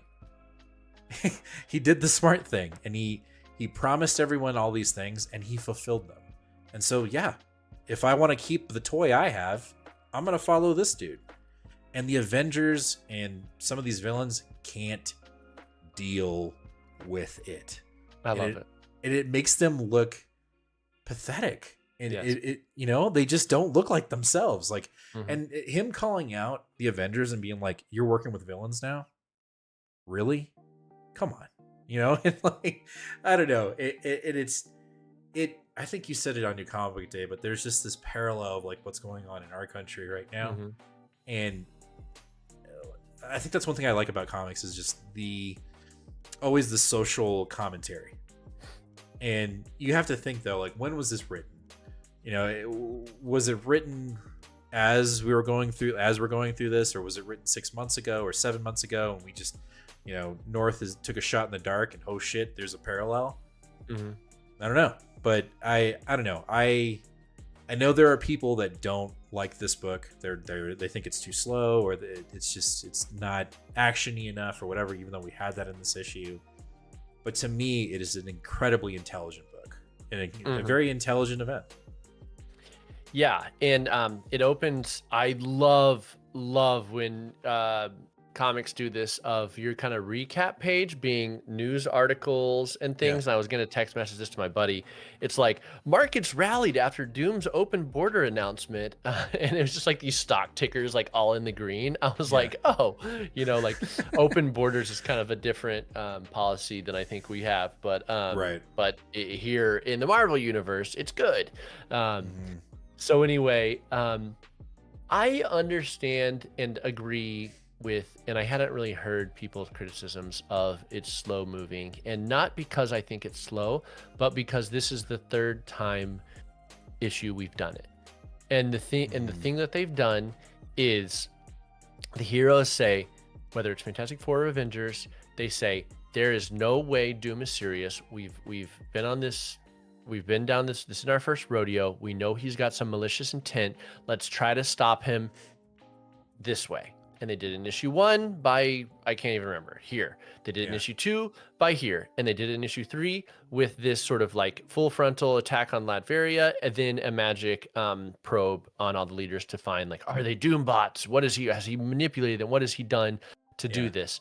And you know, going into this issue, that they're going to be wrong again. You know that Doom has already thought of this contingency plan, and the thing that the heroes haven't thought of, and this is the one almost critique and kind of thing, is just to go talk to Doom and ask him.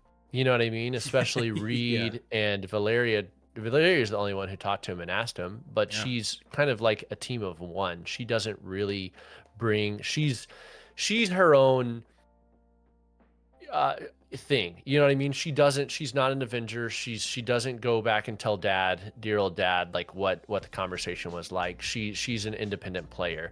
And so that's the kind of one thing where I'm just like, God, they need to just go talk to this dude and try to figure it out that way, because he's a genius. He's going to thwart all of your attacks, your physical and mental and magic attacks. He's already thought of all this, and we can't have this happen again. We can't have a fourth issue where some team comes up with another plan to attack Doom. We have to move this story into the next phase. And I think I mentioned that on our last episode, which was, is a third player going to come on and disrupt this status quo?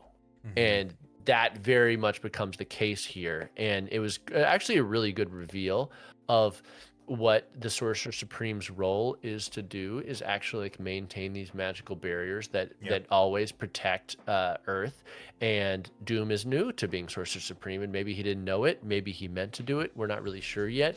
But those magical barriers have not been upkept, and third party is going to come and enter the playing the chessboard here. So I really like that, because that starts to put some momentum on this book. that starts to up the stakes and say, okay, now more is going to happen. That's not just Hero versus Doom and Hero's constantly losing over and over. So I like that about it. But otherwise, all the things you mentioned are right. Like, I love this book. I love this, sort of reveal. And we kind of knew, or I thought I knew what it was going to be, which is that Doom is promising, and not only promising, giving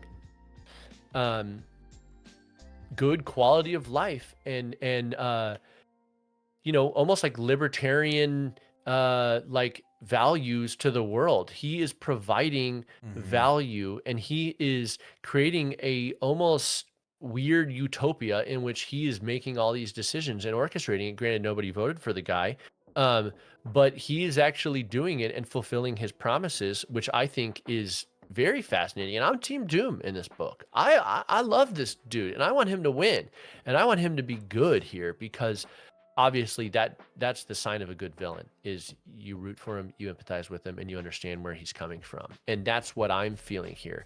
And whenever you want your villain to actually like do that turn where it's just like, yeah, maybe he can be good this time, but you worry that these third party forces are going to sort of corrupt his intentions in some way, or maybe there was a master evil plan all along that is underlying all of this, but he's making all the heroes look like idiots, and they are idiots for not going and having a conversation Just talking to guy, him.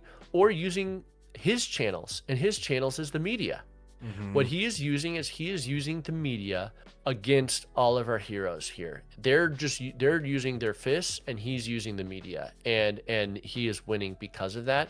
And I would love to see some interplay with that with our heroes, because it's obviously not working. They're teaming up with villains. I thought the art was really good in this issue, and the one thing I was missing was Squirrel Girl, because I thought it was just so funny when I love these like little cast of character pages, and in the first couple issues it was just like Squirrel Girl appeared next to like the Avengers. I'm like, what is she doing here? But that's Ryan North's baby, so I love that she was in this. I like his designs of especially Otto Octavius, but these bad guys in this book, Mysterio's looks super cool, and I don't know, it was a great book. I love it, but I think the way this ends, again with what I'm saying, is this third party player is going to start to put some momentum behind the book. And going back to like what you're saying, like Doom knows it's almost like we want Doom to win. I haven't read this in a minute, but Hickman's Secret Wars, Doom is at the center of it all, right? And at the end of it, when you read it, you're like, oh shit, I guess he kind of won at the end of this book. So it's like, it's the same thing. Like, my question to you is like, what are your guesses? Where do you think this is going to lead? How do you think this is going to end? Will it end smartly, or will it end in a tropey way? It's so interesting you say that, because I don't remember what happened to the end of Secret Wars either. And I'm on a big Fantastic Four journey right now, and I've read Hickman's run, and then next year on Comic Club, just plug in over here, we're going to read all of Hickman's Avengers and then read Secret Wars. So I'm excited about that whole journey. Yeah. But I unfortunately think it's going to end with a villain turn again and heroes winning. I would like, just because that's what every event does. The problem with a lot of superhero events and stuff like that is they become, what's going to happen because we've read them all so many times. It's like a rom-com. Okay, they're going to get together at the end. We know that. Now it's just a matter of overcoming the 10 challenges to get to that point. Yeah. They always get together at the end. That's what a rom-com is. And that's what it is. The heroes are going to have to win, and Doom's going to have to be bad. I would like to see Ryan North do something different. I think the dude is really, really smart. I think he's shown his intelligence with Fantastic Four, just the way he writes, especially Mr. Fantastic, and the way he comes up with these, monthly new single issue stories is like really, really impressive to me. I would love to see him do something different and actually do some status quo altering stuff, which is, Doom does maintain the Sorcerer Supreme mantle, and maybe he is good, and like Magneto becomes good, and that, like, I love when heroes become good, like sometimes I think that's great, and I would love to see something like that. And maybe he has to join up with the heroes to fight some other big Omega level threat that's out there in the the multiverse or whatever it is. But there's a big problem with all of that theory, and I'll throw it back to you in a sec, but that problem is called Fantastic Four First Steps, the movie. Because why is there a One World Under Doom event happening right now in the first place? Because we have Fantastic Four movie coming out. And the problem with Marvel since the MCU's inception, in my opinion, is it hasn't been as innovative, I think, as it was in the Bendis era, in Mark Miller era, which is that it was pushing all these barriers and constantly changing the status quo, because they could res Bucky and they could do these Siege and they could have Sentry, they could do these things that really like change the face of things. But every time a new movie comes out, they're having to bring the status quo of that team or character back to there. Oh, why is there a Thunderbolts comic right now? I wonder, why is there a Red Hulk comic out right now? We haven't had a Red Hulk comic since a while. I wonder why that is. So he's going to go bad, unfortunately, at the end of this again, and Fantastic Four are going to beat him.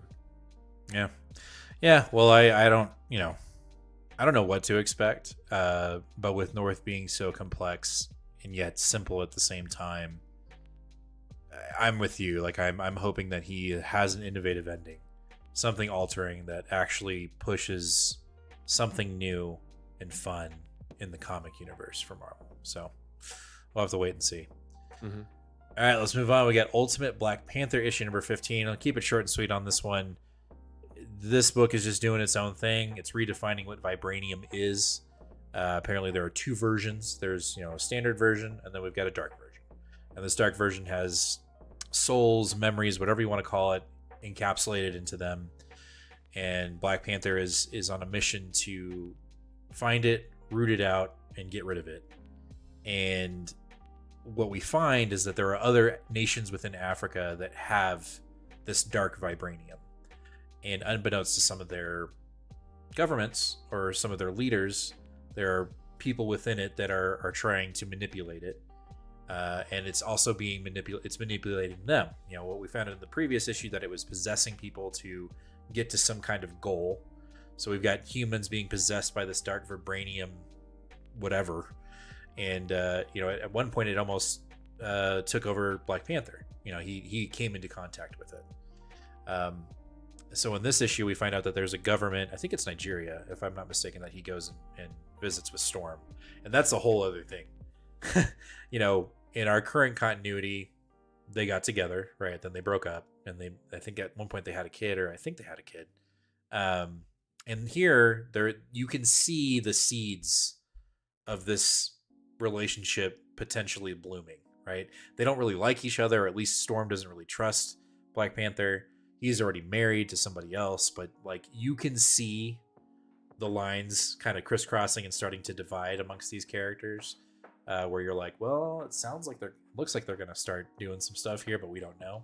That's kind of a little of a side story. But we find out that Nigeria has some of this dark vibranium, and instead of utilizing it as a weapon, it seems like they're being like breadcrumbs are being laid down for them to create a portal with it. And you're like, we've got we're doing something crazy here. So essentially these spirits or whatever is possessing this vibranium is essentially coaxing them to create a gate so that it can escape, which we don't want. I'd say like 3 issues ago, when we found out that there was this dark vibranium, Black Panther was fighting this version of Moon Knight, which is a bad guy in the Ultimate Universe. And these entities, these spirits that were in the vibranium, were coaxing him to kill, like have a bloodlust. And he was strong enough to fight it, right? So that's what launched this whole idea of this dark vibranium. We don't know what it is. So we're getting more and more detail on it in this Ultimate Universe. You have to assume that the maker is somewhat involved with this because it's the Ultimate Universe, and he's kind of set up this whole nasty plan, to make heroes no longer heroes or change their stories. So it'll be interesting to see where we go with it.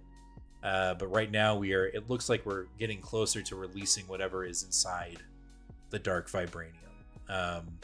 Not where I thought Ultimate Black Panther was going to go when I first picked up this book, but I'm intrigued and I like it. I'm along for the ride. You know, to me, it's not, it does sound kind of silly, but it's a different take on the character, and I'm here for it. Let's do something more than just vibranium's really strong and you can make armors and weapons with it. Like, let's have some fun with this idea. So I'm enjoying it, and I guess for me it'll be how does Ultimate Black Panther connect into this Ultimate universe that Camp is building and that Hickman established. You know, I think if I read correctly, like we will have not a year 2, but like kind of like a here's where we're at in the Ultimate universe here very soon, and then kind of moving forward, you know, whether we get new books or continuations, you know, just like with the Absolute, I'm here for it. So nothing has really missed for me with the Ultimates, not even the Ultimate X-Men, which a lot of people have a problem with, but I absolutely adore. So you know, it is what it is. But I enjoyed the issue. I thought it was fun, and we're pushing a new narrative, which I think is, like you were saying, Marvel kind of has a problem right now with their main continuity line, where like, where does it fit in so that people that watch the movies can come read this book? And with Ultimates, it's like, if you don't get it, you don't get it. Like, you got to read it, and if you're not on board with this new story, then you know it may not be for you. And I kind of like that idea. How do you think this will connect to, you know?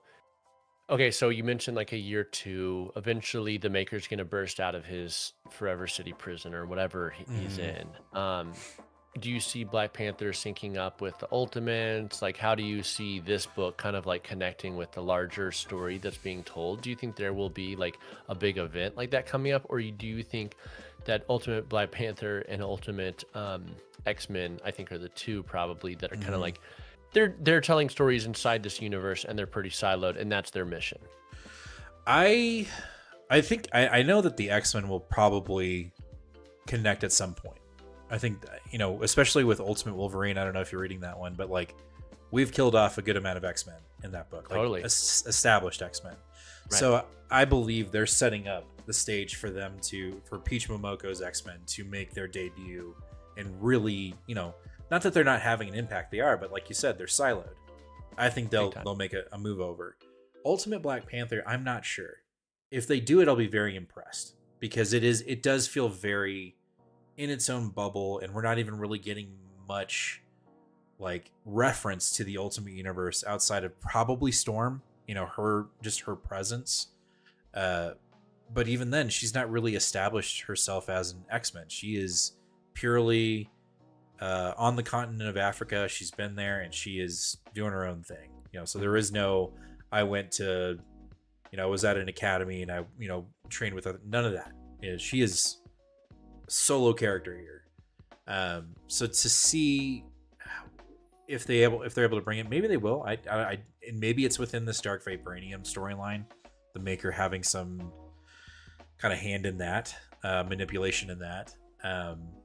So I don't know, but as for an event, I think they will do an event. I think there will be a big year 2, and it'll launch off some other books that will get even more Ultimate books, which I'm not opposed to. I think one Ultimate book that I'd love to see, and I think it was John, it might have been Patty or Joe, I don't know, it's one of our viewers that did not like Camp's take on the Ultimate Guardians of the Galaxy. And I liked them. I thought they were cool. So I want to see that book. I want to see an Ultimate's Guardians of the Galaxy book. I mean, I want to see an Ultimate. I just want to see a Guardians of the Galaxy book again. We haven't had one, and the last one was not good. Yeah. It was very bad.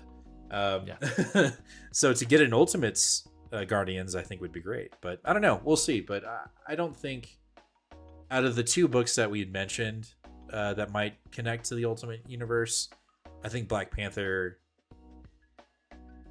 would be the easiest one to just be like, I'm here, you know, and not have any connectivity to his story. Yeah, I mean, Camp could just do an important issue that's just like, we need to go recruit T'Challa for this mission. Right. Done. And you know, I mean, the whole first couple issues was just a recruitment book. So I could see that being a thing, but Is there another villain that's playing a role here? So this is just me asking questions because I'm not reading it now. You mentioned like Bad Moon Knight, and then you mentioned this Dark Vibranium. Do you see do you think there's like a Claw or some like sort of Black Panther villain that's like behind all this or something? So the first arc was Moon Knight and Ra teaming up to kind of expose Wakanda, and then T'Challa like took care of that and almost killed Moon Knight. Because I believe they're the bad rulers of Africa. Like, you know how like there's like this whole council of like bad rulers in the Ultimate Universe. So I think Moon Knight and Ra are the bad guys. So there's a character that T'Challa is counseling with. That's like, I don't think they're like a wizard, but they're this weird, like, I'd say more like a psychic or a fortune teller kind of character. That you can't really get a grip on, like, are they good? Are they evil? Do they have their own? Kind of like the Bene Gesserit in Dune, right? Like they serve themselves, and they're only utilizing Wakanda as a conduit to achieve a bigger goal. That's the vibe I get. So if there's a character that's outside of the Maker or Moon Knight and Ra, it would be them. I can't remember their name, but they're always giving counsel to Black Panther. But you can even tell that T'Challa's like, should I trust you? You know, like, I don't know what you're up to, but I know you're up to something. I think that's where that plays. So again, it's doing its own thing, and I'm here for it. So, what up, Chris? How you doing? Thanks for being here. All right, next up, our last book, X-Men, McKay and Stegman. Let me get the positives. Stegman. It felt like Stegman has heard the. He's watching the show. He's watching the show. Of course he's watching. There is no doubt in my mind that he's watching Two Fat Guys Bullets. But for some reason his art didn't feel as sloppy as the previous issues. I don't know. It wasn't the coloring. But it just felt focused. So I'll say that. Again, McKay is finally starting to really dive into some of these ideas that he established at the beginning of the run, and then like things kind of got weird, where we're learning about Cassandra Nova and this council, that the M3 Council, I think it's called. Totally forgot Cassandra Nova was in this. Right, exactly. Like they're finally kind of coming together, and they're making their presence known. And the X-Men get into a really bad spot in this issue. They already kind of were in one in the previous issue, where Kid Omega got blown up in the sky, and we don't know if he's alive or not.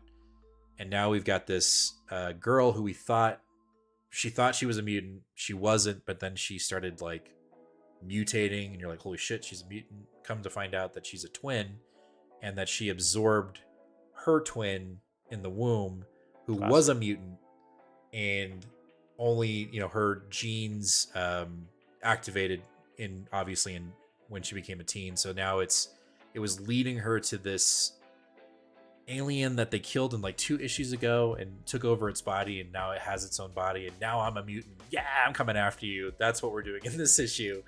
And the X-Men can't. I was gonna say that's what happened with Cassandra Nova.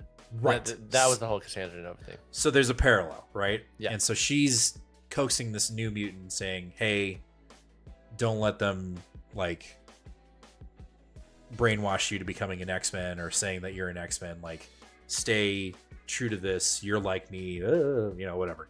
So her little group, the M3 or whatever they're called, have started moving chess pieces. They're making themselves known. And so when the X-Men look like they're down and out, who shows up to save them? But the new X-Men. These X-Men that are being powered by or being led by M3. Oh, okay. So we've got these dudes that look pretty cool. We got new characters. You call it a key issue. Call it a what is it called? Not the first appearance, but the first cameo appearance of these X-Men. They'll be on the cover in the next issue, and they're here to fuck shit up. You know, that's how they kind of get established. And they're like homegrown, lab-grown mutants, right? Like I believe so. They're like the mutants that the M3 has yes implanted the mutant gene on. They're not like, they're not natural mutants. They're not OG. Yeah. They're not, and so I'm like, oh, here we go. Like, now we're actually doing what McKay wanted to do.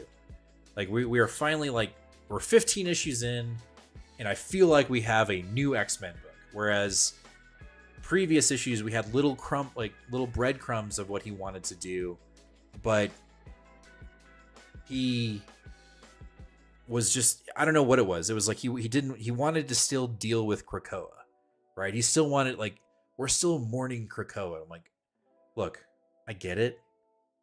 Get over it. Let's just let's do our own thing. And I think where we started doing our own thing was that Gray Milligan, I can't remember what it was. It was a mini event between X-Men and Uncanny. And that's where I felt like, oh, we actually have a storyline that I can follow in X-Men, and I'm intrigued. And that has continued on past that event. X-Men Hunt, it is what it was. I don't, did it establish me going to go read Hickman's, what he's going to be doing over in Imperium or whatever it's called?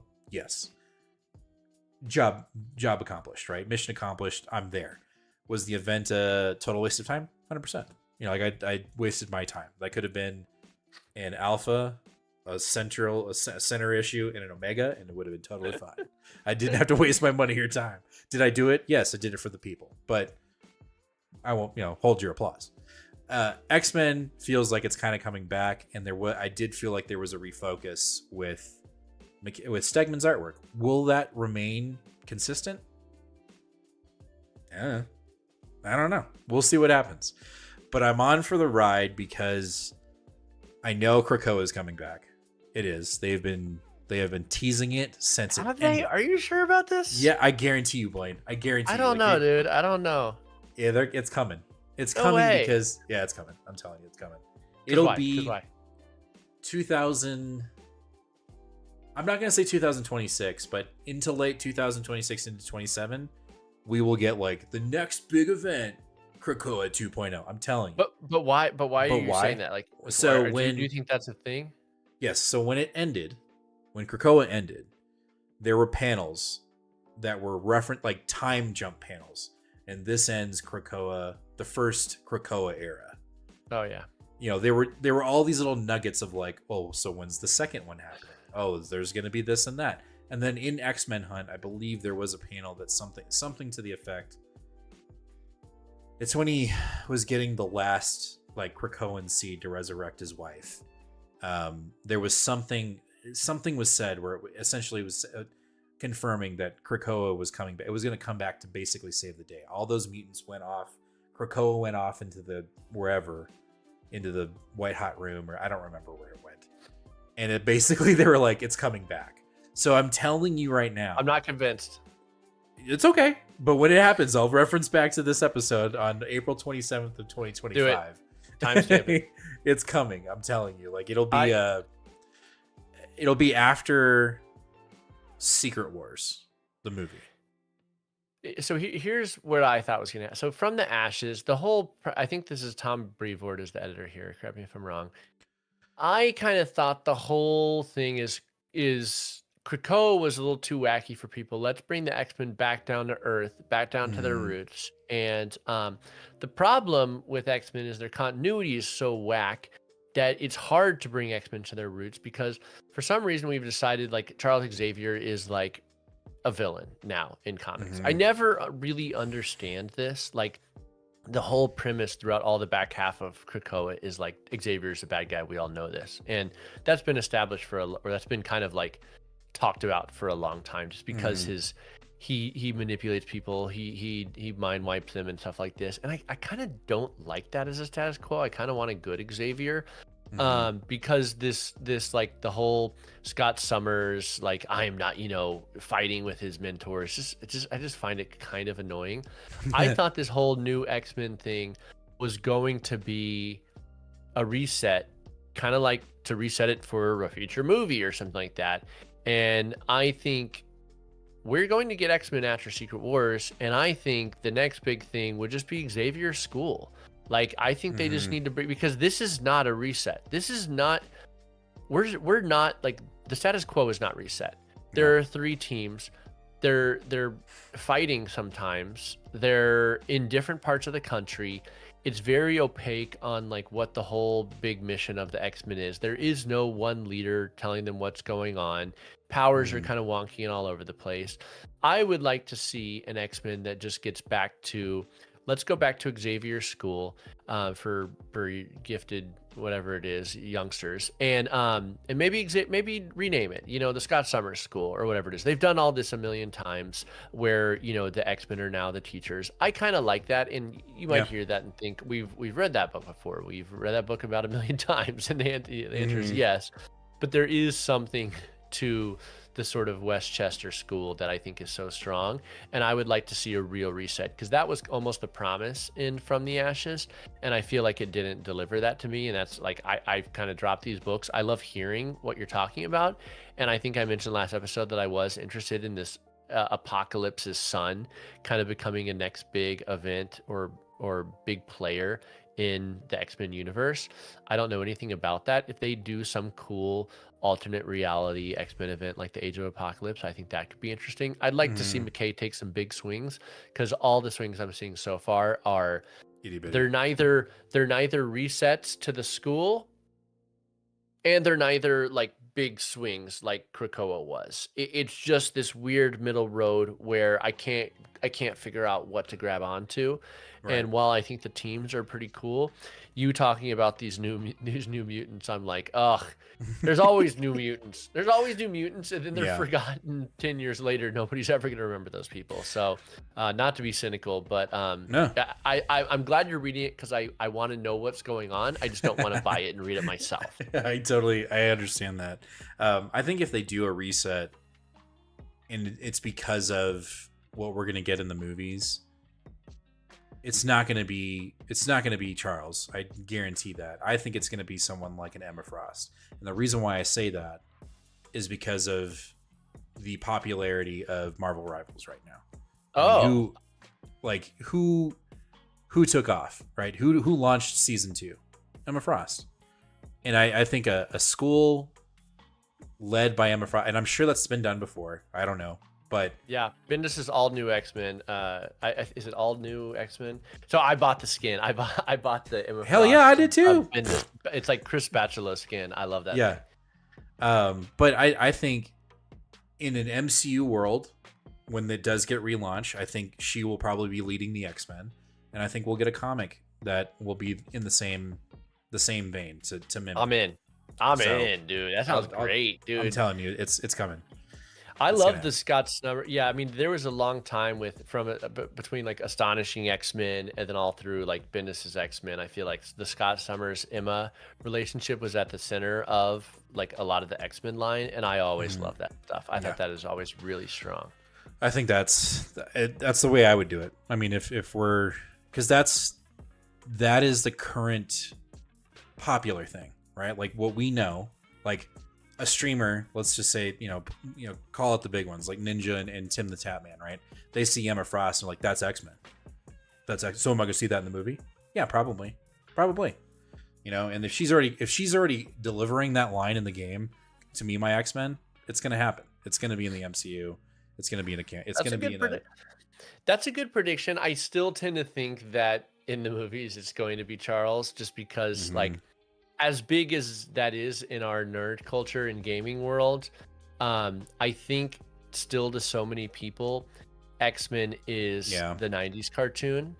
I still think that overrules a game that's been out a year or whatever. Yeah, we'll see. I think, obviously they're going to be in the Doom movie. It's already been announced. Like our Fox X-Men will be there. But I think when they get reestablished, I think Marvel's going to go, you know what?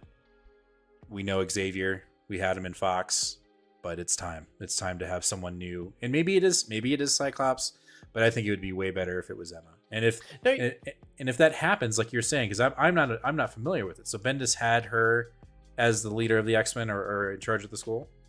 I can't remember now. It's been so long. I believe that during that time he had 2 X-Men books, I believe, at once, and I think Scott and her were in charge of the school, if I'm not mistaken. Well, and I do think, because I remember like Grant Morrison's new X-Men, I believe Charles was in charge of the school, and then after that, Astonishing X-Men, which is Joss Whedon's run, and I highly recommend that for That's that. If anybody's looking for a jumping on point in X-Men, I always say Astonishing X-Men.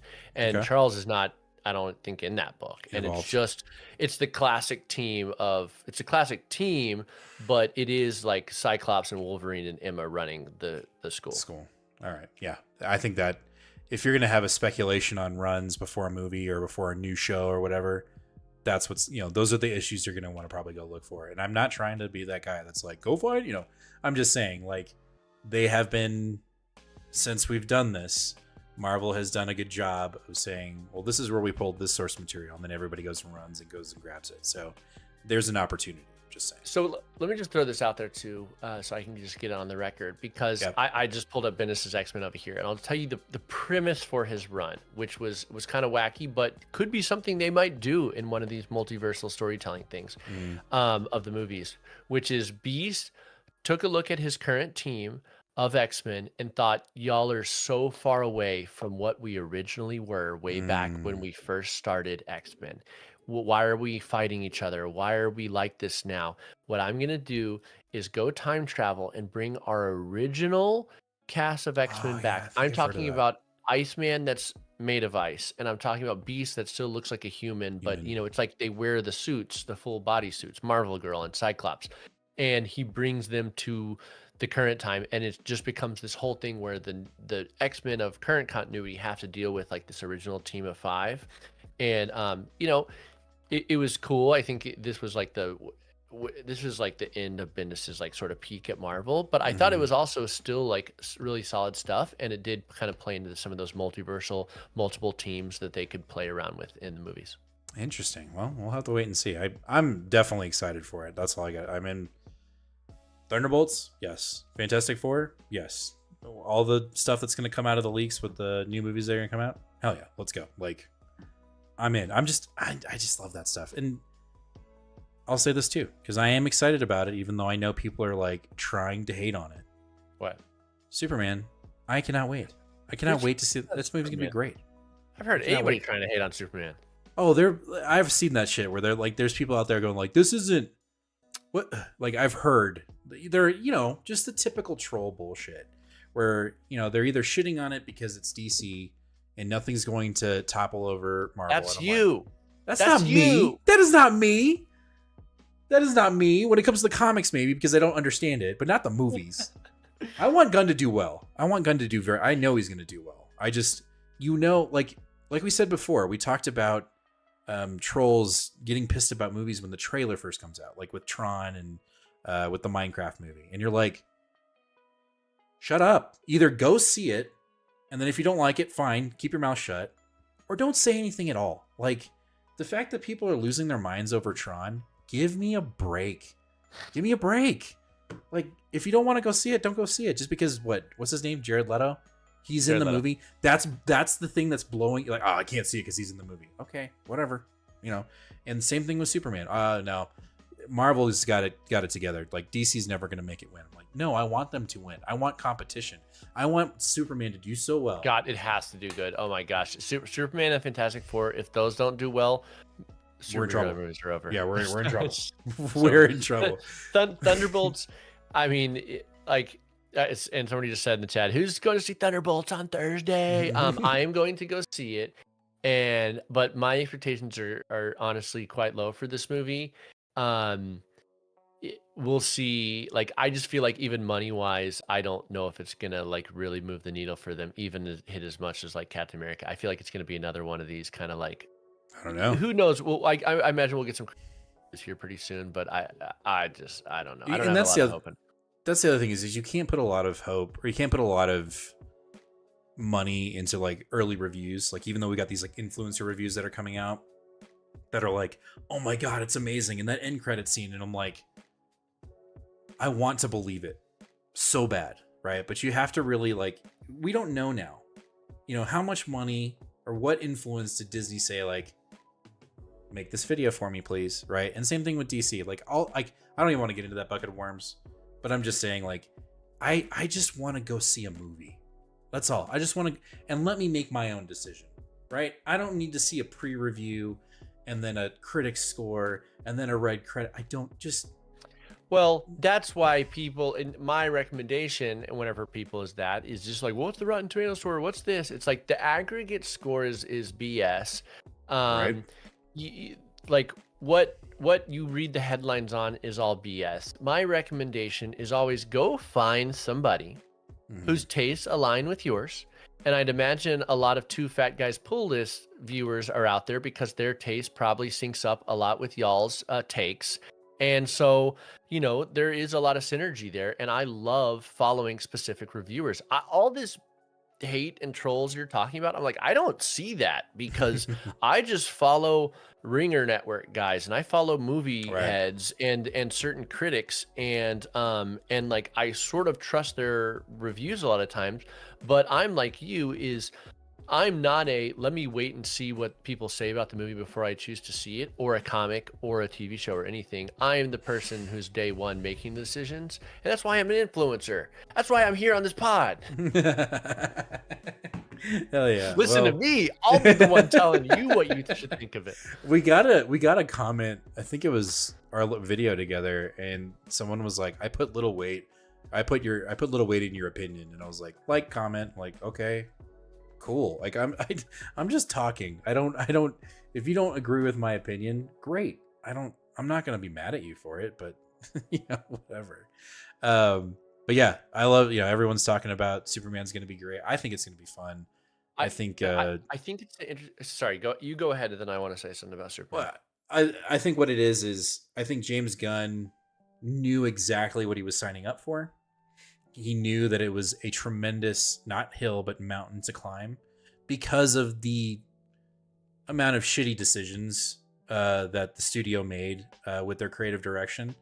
And I think the best example of that was when Snyder did his Justice League, and it came out that people were like, just get us the team. Get us to the team. And you're like, no.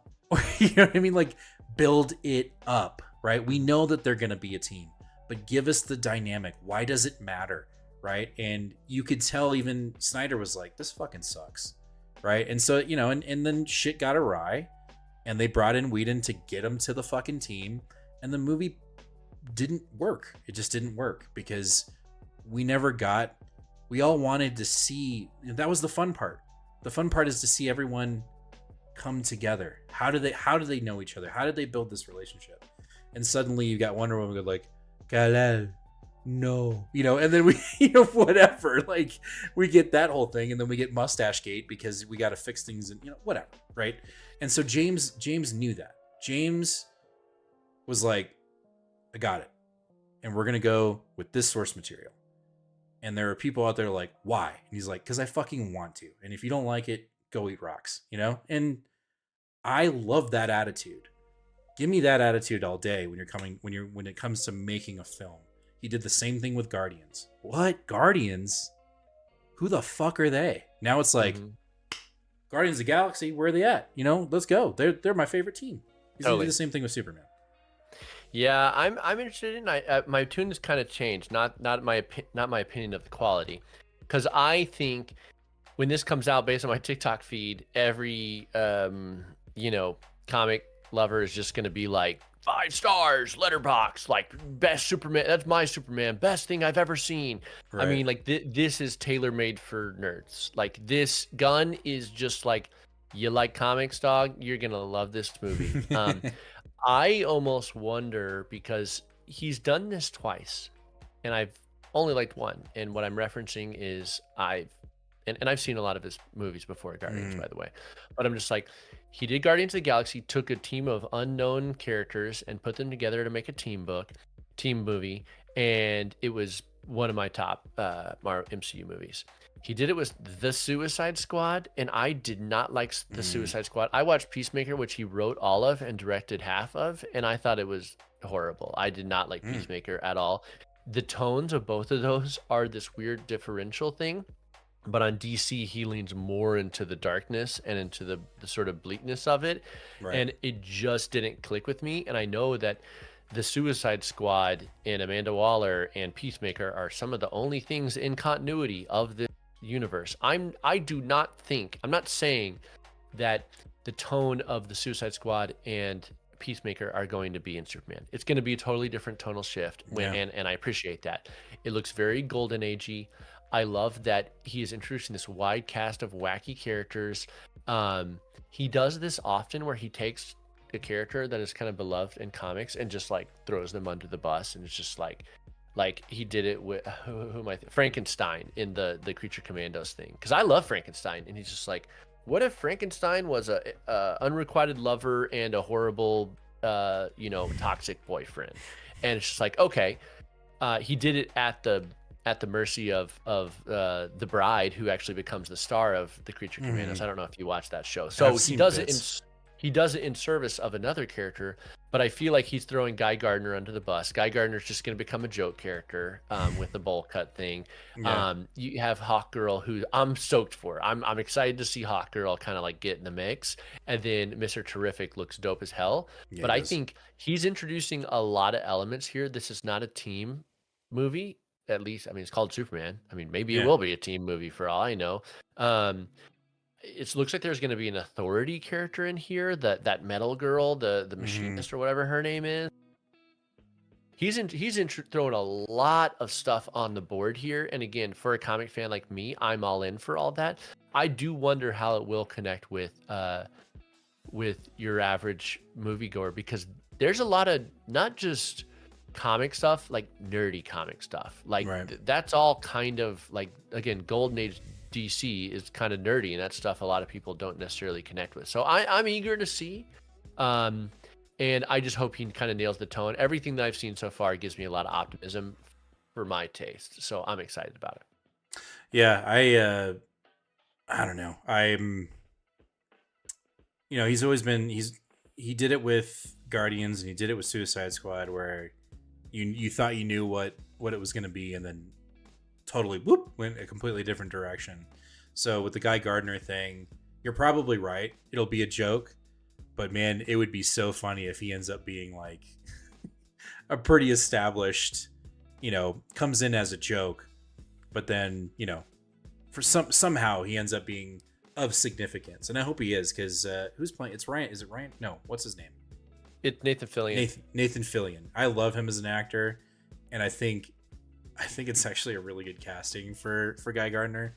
And I don't know much about him. I know a little bit about, like, my exposure to Guy Gardner is more when I was in college and the Blackest Night. Sinestro Wars was going on. So he ended up becoming a Red Lantern. I was like, hell yeah, dude, that's so cool. But anyway, well, we went down a little rabbit hole there right through X-Men, but I love it.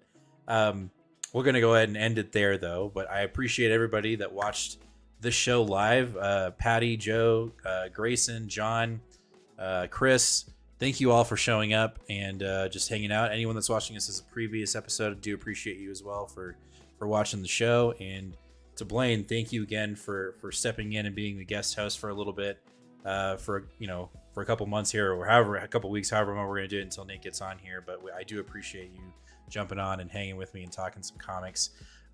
We will catch you guys live again next Sunday, but before that, we will have a new Comic Day video where we'll be talking about our new comics, maybe even a little bit of free comic book day action. We'll see, and let you guys know what we've got coming up on our playlist. But as always, comic fam, be kind to one another and read more comics. We'll catch you guys in the next one. Later.